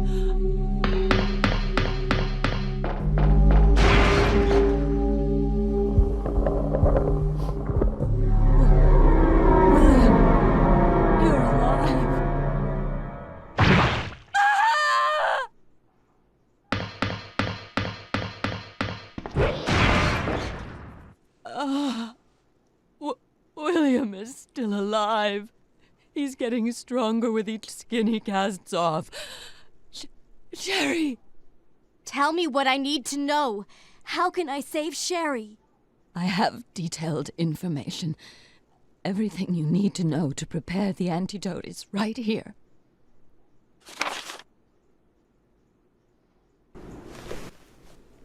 G vaccine, codename Devil.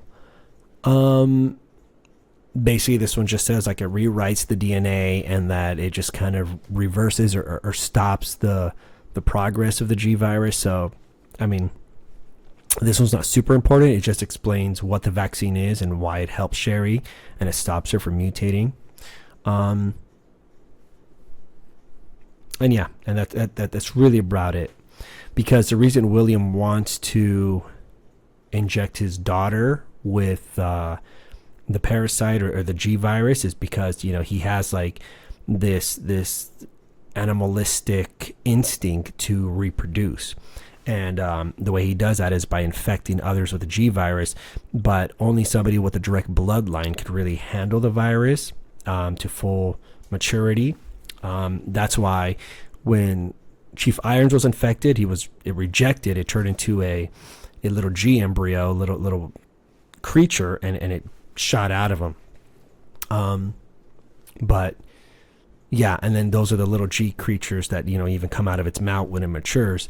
But yeah, that's why the entire time William Birkin is calling out for Sherry, because for some reason it's not his wife. Sherry is his direct bloodline because that's his child, so that's why he's going after Sherry the entire time. So we find out that the monster, William Birkin, the G monster, is Sherry's father and creator of the G virus. So that's pretty much what this one is saying. That kind of catches us up with what's going on with the story so far, which is a great story. Everything in this story is amped up to like 11. The drama, the complexity, the characters, the backstory, the event, everything. Which is good. Which is what you want for a sequel. And tell her I'm sorry I wasn't a better mother. Tell her I love her. Sherry.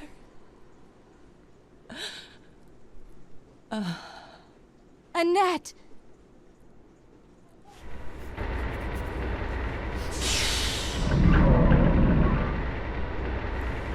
So, yeah, welcome to Raccoon City. Not a good film. And it's a shame because now that they used all that material and wasted all that content, they can never go back. Or at least not anytime soon. It would be many, many years, because once you cover that material, there's no way anybody's going to want to go back and reproduce that because it didn't make money the first time because it was so bad. It was so poorly executed. So you can't go back and then go back to the mansion and the stars and Raccoon City and it's just, and I get it, super low budget. They changed it to where everybody left the town except for a few people, and that's how they got infected. And they throw an 80s song in there. I don't know why. at that point, everybody, you know, every movie wanted to feel cool and special by throwing an 80s song in a movie and making it feel, you know, Death Note did that, and a couple other movies did that, and it didn't work for them either. So, so weird.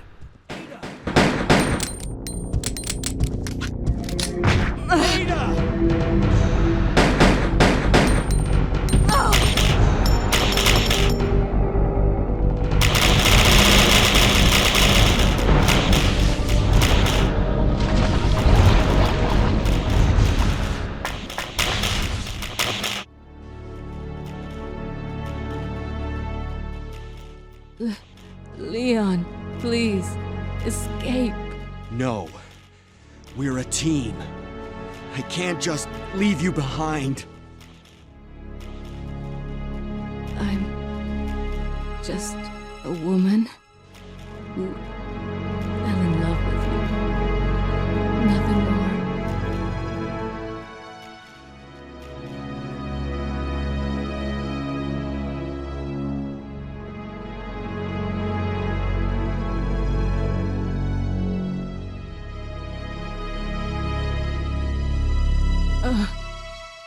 Ada. No. The self-destruct sequence has been activated. Repeat, the self-destruct sequence has been activated. This sequence may not be aborted. All employees proceed to the emergency car at the bottom platform. I will always remember you. Goodbye, Ada.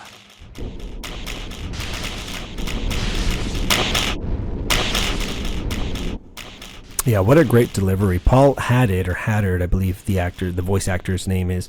I think recently passed away from throat cancer. Recently, which is sad. But he did a great job as Leon in this game, and really gave his character that type of feeling that you want to get, you know, to come across well to the audience, that, you know, he's this young go-getter police officer who still believes in good and the good of people, and that's why he's so gullible, and he falls for Ada's con so quickly, and he doesn't even believe it when he's told otherwise until he really gets it from her own mouth. What was I saying? So yeah, I think everybody, you know, when they throw those 80 songs in certain movies at a certain time, you know, a few years ago, a lot of that is influenced directly from Stranger Things, I feel. Leon, you made it. Claire, is that you? Where are you? I can see you on the monitor. But never mind that right now. Leon, you have to go back and get Sherry for me. I left her in the security office. Please, you must save her. Wait a second. What are you gonna do? Where are you going? I still have a few loose ends to take care of. I'm counting on you.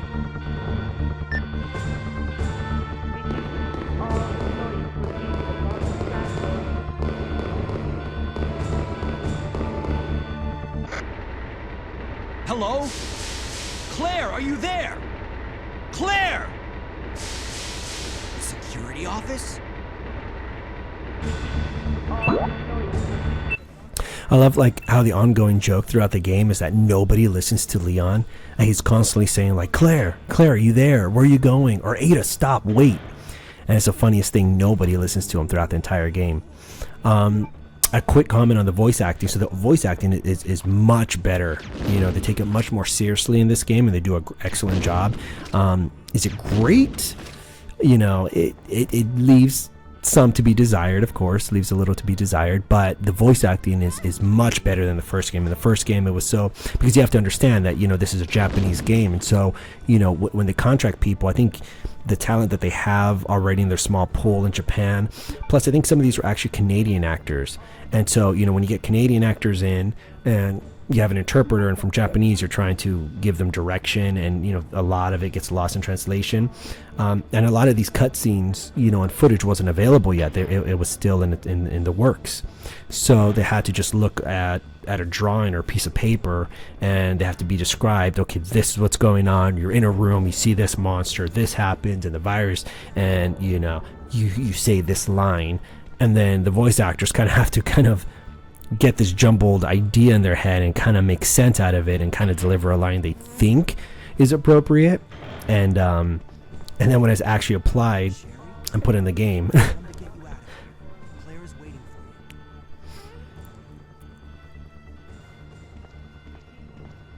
Yeah, there you go. You see, it's just, it comes off a little funny, to say the least. You know, often a lot of it is kind of like a little disconnected, a little, you know, but again, still much better than the first game. The first game was just, whew, that was just really, really bad voice acting.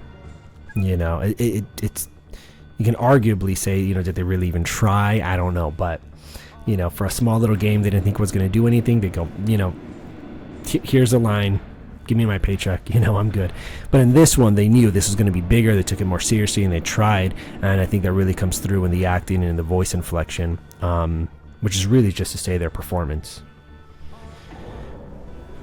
And the graphics are obviously better in this one, the story is bigger, the set piece are larger.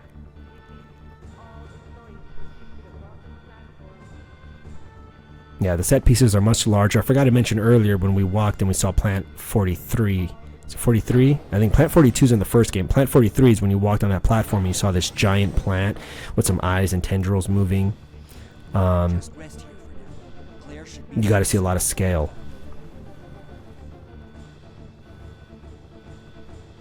Now, one thing I did forget to mention is the enemies I do not like, which is the Ivies. I do not think the Ivies make sense in this enemy roster. I think all the enemies here are pretty good. I think the best enemy roster was from the first game, but this one's pretty darn good, and most of them seem to fit in this world. But the Ivies don't make sense to me. I think they look silly and goofy, and I have a hard time taking them seriously. So the Ivies, you know, I'm glad they made a change in the remake. I would have added more to it. I don't know how much they explain. I forgot. They kind of explain them a little bit. I still think they needed more explanation, more time, more development. But here the Ivies just make no sense to me. I think they're offspring of Plant 43, that giant plant that's just like fixed against the wall, and the huge, you know, laddered balcony they have when you go from the very bottom level to the top. And so, but the Ivies, those big plants with those big, you know, it kind of reminds me of a Little House of Horrors, Little Shop of Horrors, I think, with that big man-eating plant. Really goofy looking. So the Ivies are the one thing, one enemy I don't think actually fit well at all in this game. I think they are scarier and better in the remake, but I still think they lacked a little something. I think they lacked a lot in that one too. But Mr. X was done well in that game, I think.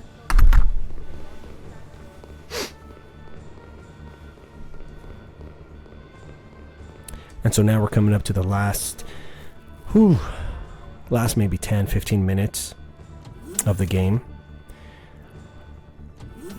And so, like I said, this has been an epic journey when we come from the very beginning, you know, where we start in the city, and then we enter the police station, and then we go through this whole journey into this conspiracy and the police chief, and then William Birkin and the G virus, and you know where the stars came from and where they're possibly at now, to these now underground facilities and labs that they have to navigate through, and then, you know, find their way out of these secret labs that are filled with even more monsters that are arguably that are definitely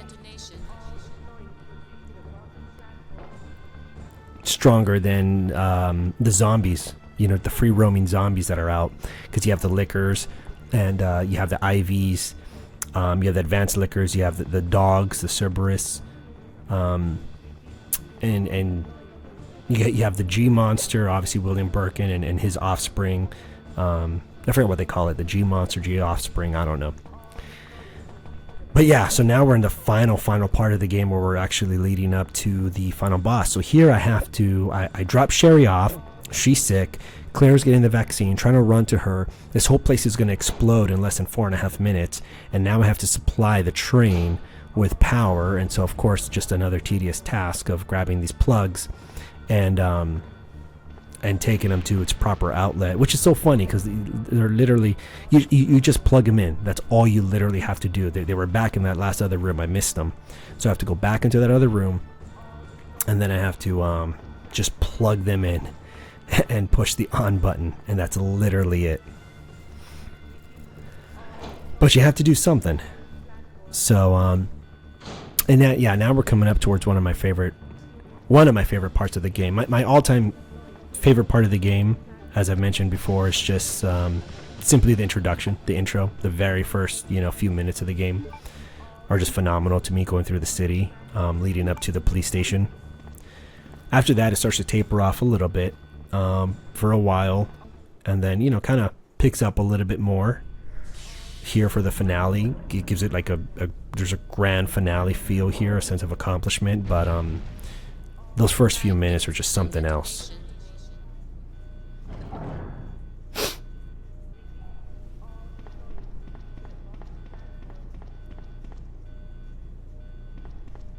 This is where 1.5 ended. You end here, and the design isn't as detailed.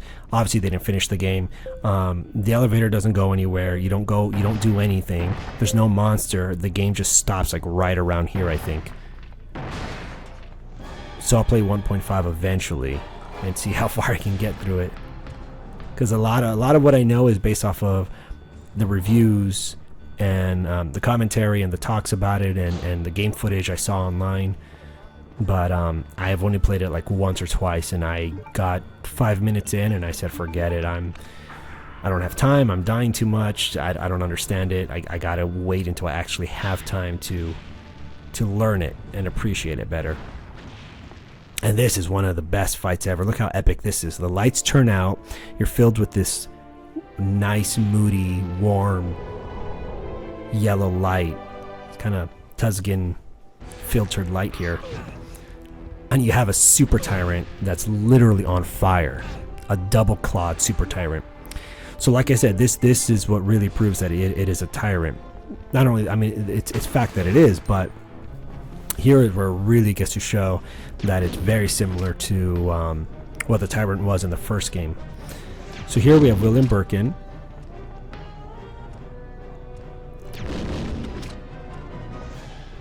And this is G2, 3, 4. Still G3. I think he's still G3.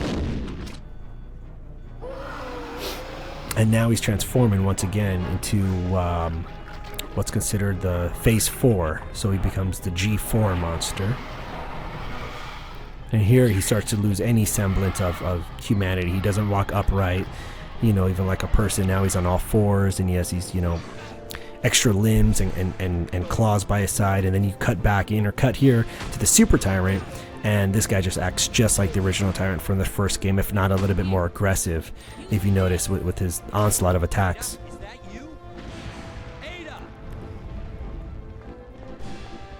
And there's Ada. Here, use this. And then she throws over the rocket launcher. Like, you're not supposed to know, even though she's in shadow, as a silhouette. I mean, you know that's Ada.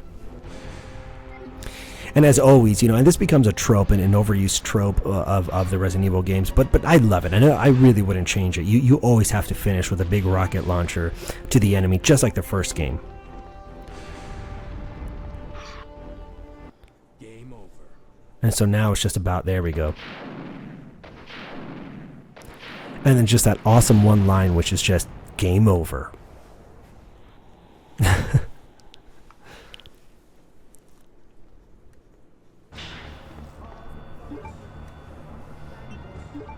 That's a perfect gamer line. That's an action hero line right there. You just you line up your shot and you just deliver it right there. Game over.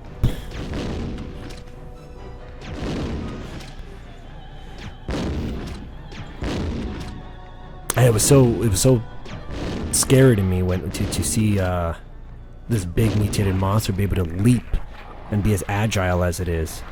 But that's what I love about the grenade launchers, that it spews and it opens in as like an open spray.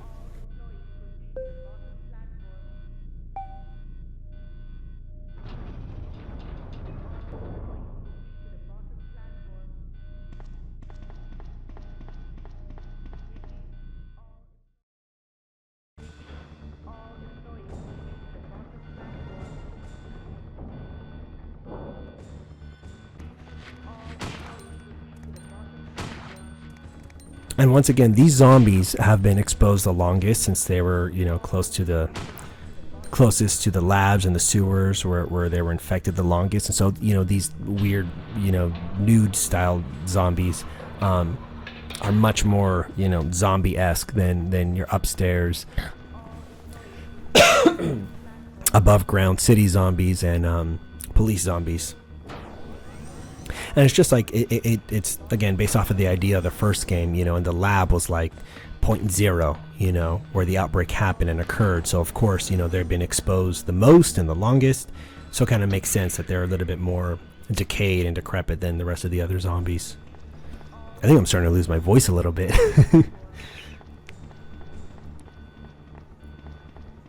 We just have just a few more minutes here, and we're almost done with this game. That's 3 hours. 3 hours. We did it.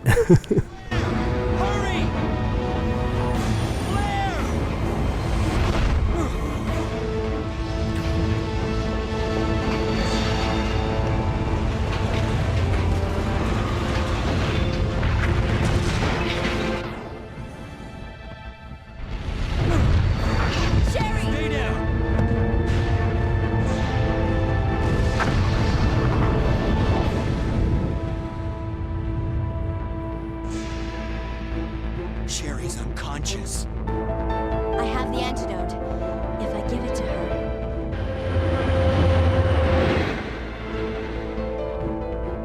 Claire, what's happening? Not now. Come on, Sherry, wake up. Wake up. Please wake up. Claire? Where am I? It worked! Oh, Sherry, you're gonna be okay. Thanks, Claire. It's over. No. I have to find my brother. You're right. This is just the beginning.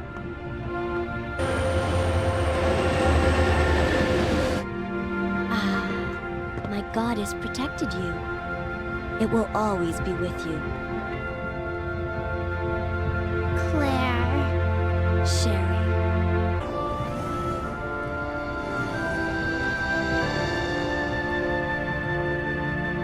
Goodbye, Ada.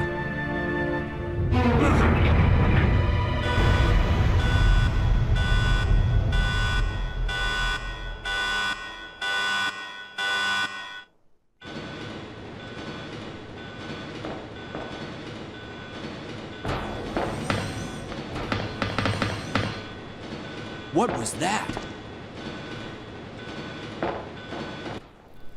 Now, believe it or not, it was like a year, like a whole year before I realized that there was a secret ending. I didn't even know there was another scenario. I always just played Leon A, Claire A, and it said A, but I never realized that there's a B on the saves. And so, one day I played B.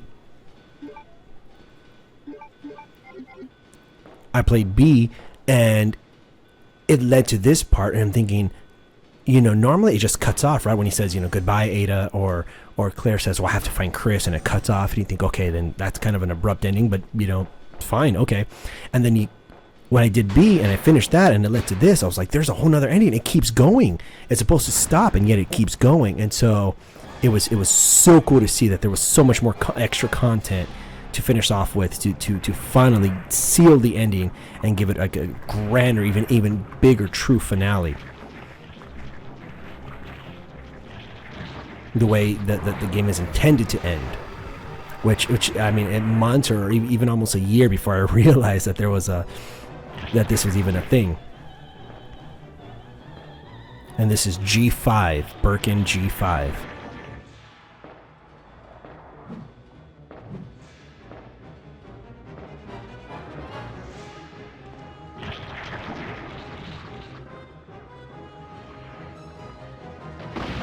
And so that's why I'm so glad that they gave me 2 rocket launchers, because one of them gets to kind of really drop down his damage, but now I have to pull out the Magnum and then finish him off. Now this is a tough one, especially if you try to use a shotgun or the regular Magnum and you don't shoot quick enough or you don't damage him enough. He fully comes into contact with you, and then it's just instant game over. But creepy, really, really scary, this last one. It just kind of felt like this unstoppable, ever-growing monster that just doesn't stop. It just keeps evolving and coming back scarier and bigger and nastier. And now it's like melted into this weird yellow toxic goo. But man, it was so cool when I realized, holy smokes, there's more content. There really is an ending, because it just cut off, and then you're like, well, I guess the monster died. I think this got me out, but it just, how would you know? And so this is the true ending. Warning, the self-destruct system has been activated. Each train compartment will detonate sequentially. Repeat, each train compartment will detonate sequentially. Claire! Stop the train! I can't. The door to the control room is locked. Claire? What is this? Stay back.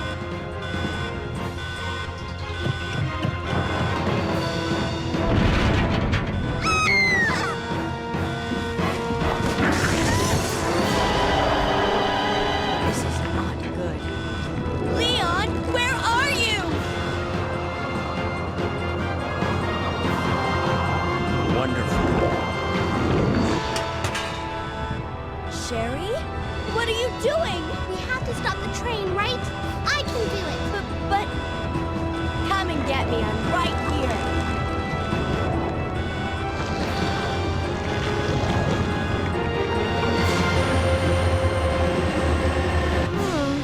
Which one's the right switch? Maybe this one? Sherry! Leon! Ah! Can't hold on. Push the switch over there! Got it!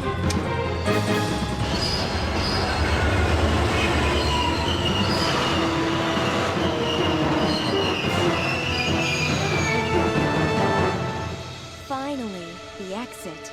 Are you all right? I'm okay. Where's Claire? Claire? Claire! Right here. Claire! I guess we all made it. They just won't quit. Come on, we have to get out of here. Run!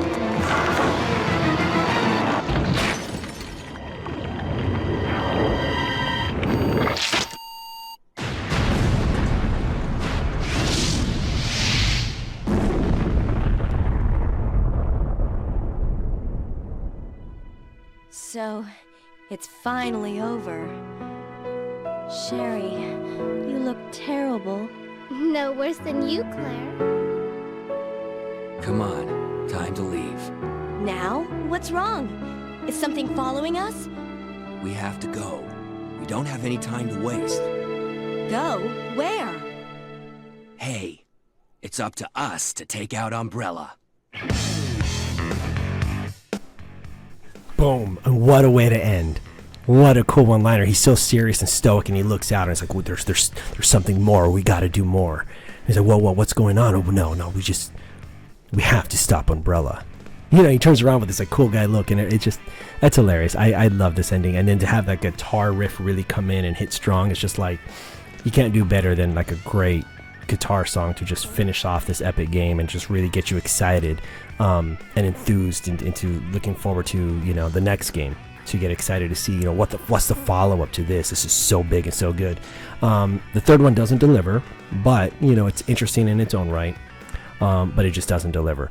Now I'll add a quick bonus content thing. So what I'll play now is what you're seeing now is the commercial for Resident Evil 2, and this is actually directed by George A. Romero, and so he did it with a decent budget and in this old jail cell in this old jail that they had access to, and they put up all these lights, and they had Screaming Mad George. He also worked on The Guyver 1991 that had Steve Wang, Screaming Mad George, and who did The Guyver starring I think Jack Armstrong. I think the main actor who played Sean Baker, and then they also had the Joker in it, Mark Hamill in that movie. Great movie, and I love the anime.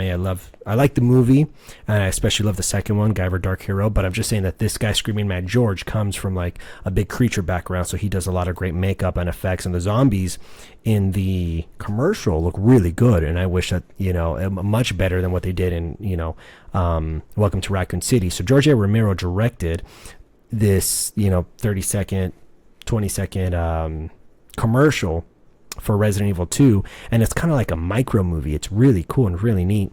You know, the kid who plays Leon is like kind of looks like a 12-year-old, and the girl who plays Claire looks you know, she looks like she's 32 or something.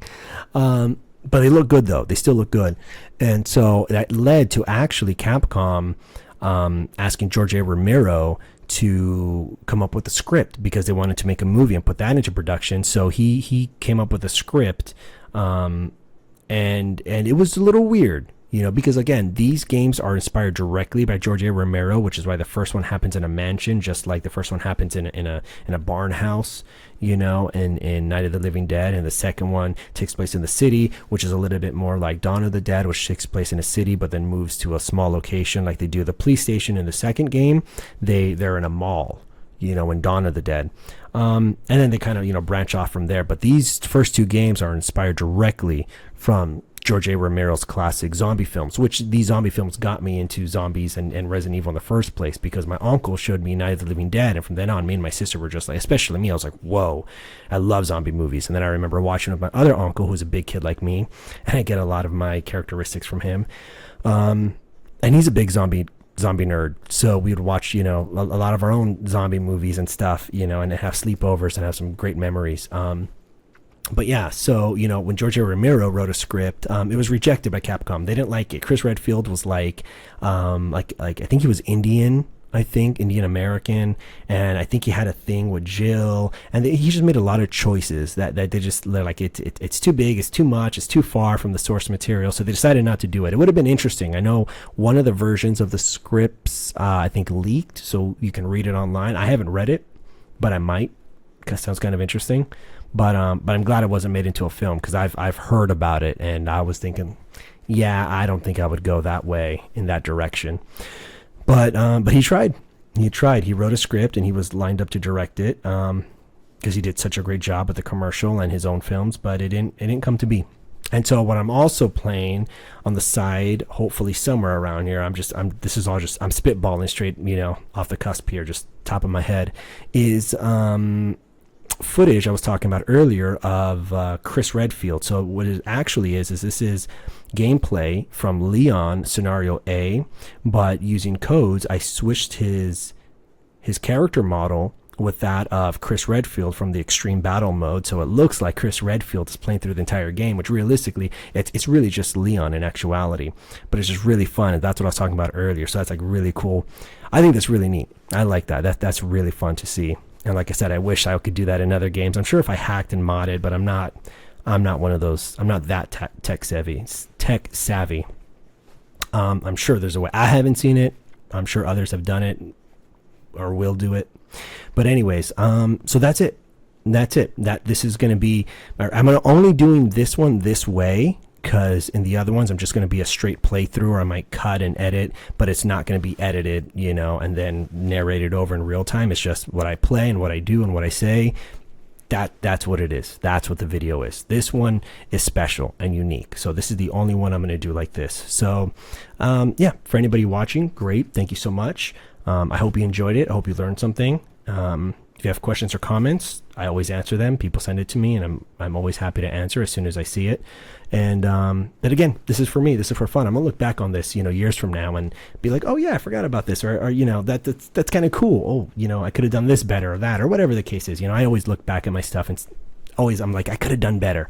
I should have done better, but it is what it is. You know, you gotta do something. You gotta put something out there, or else it'll never be good enough, and you end up with nothing, which has been kind of like my problem for many years. But anyway, so this is my version of Resident Evil 2, Claire Scenario A, Leon Scenario B. So thank you so much for watching. May you have a very blessed night, and yeah, that's it. Bye.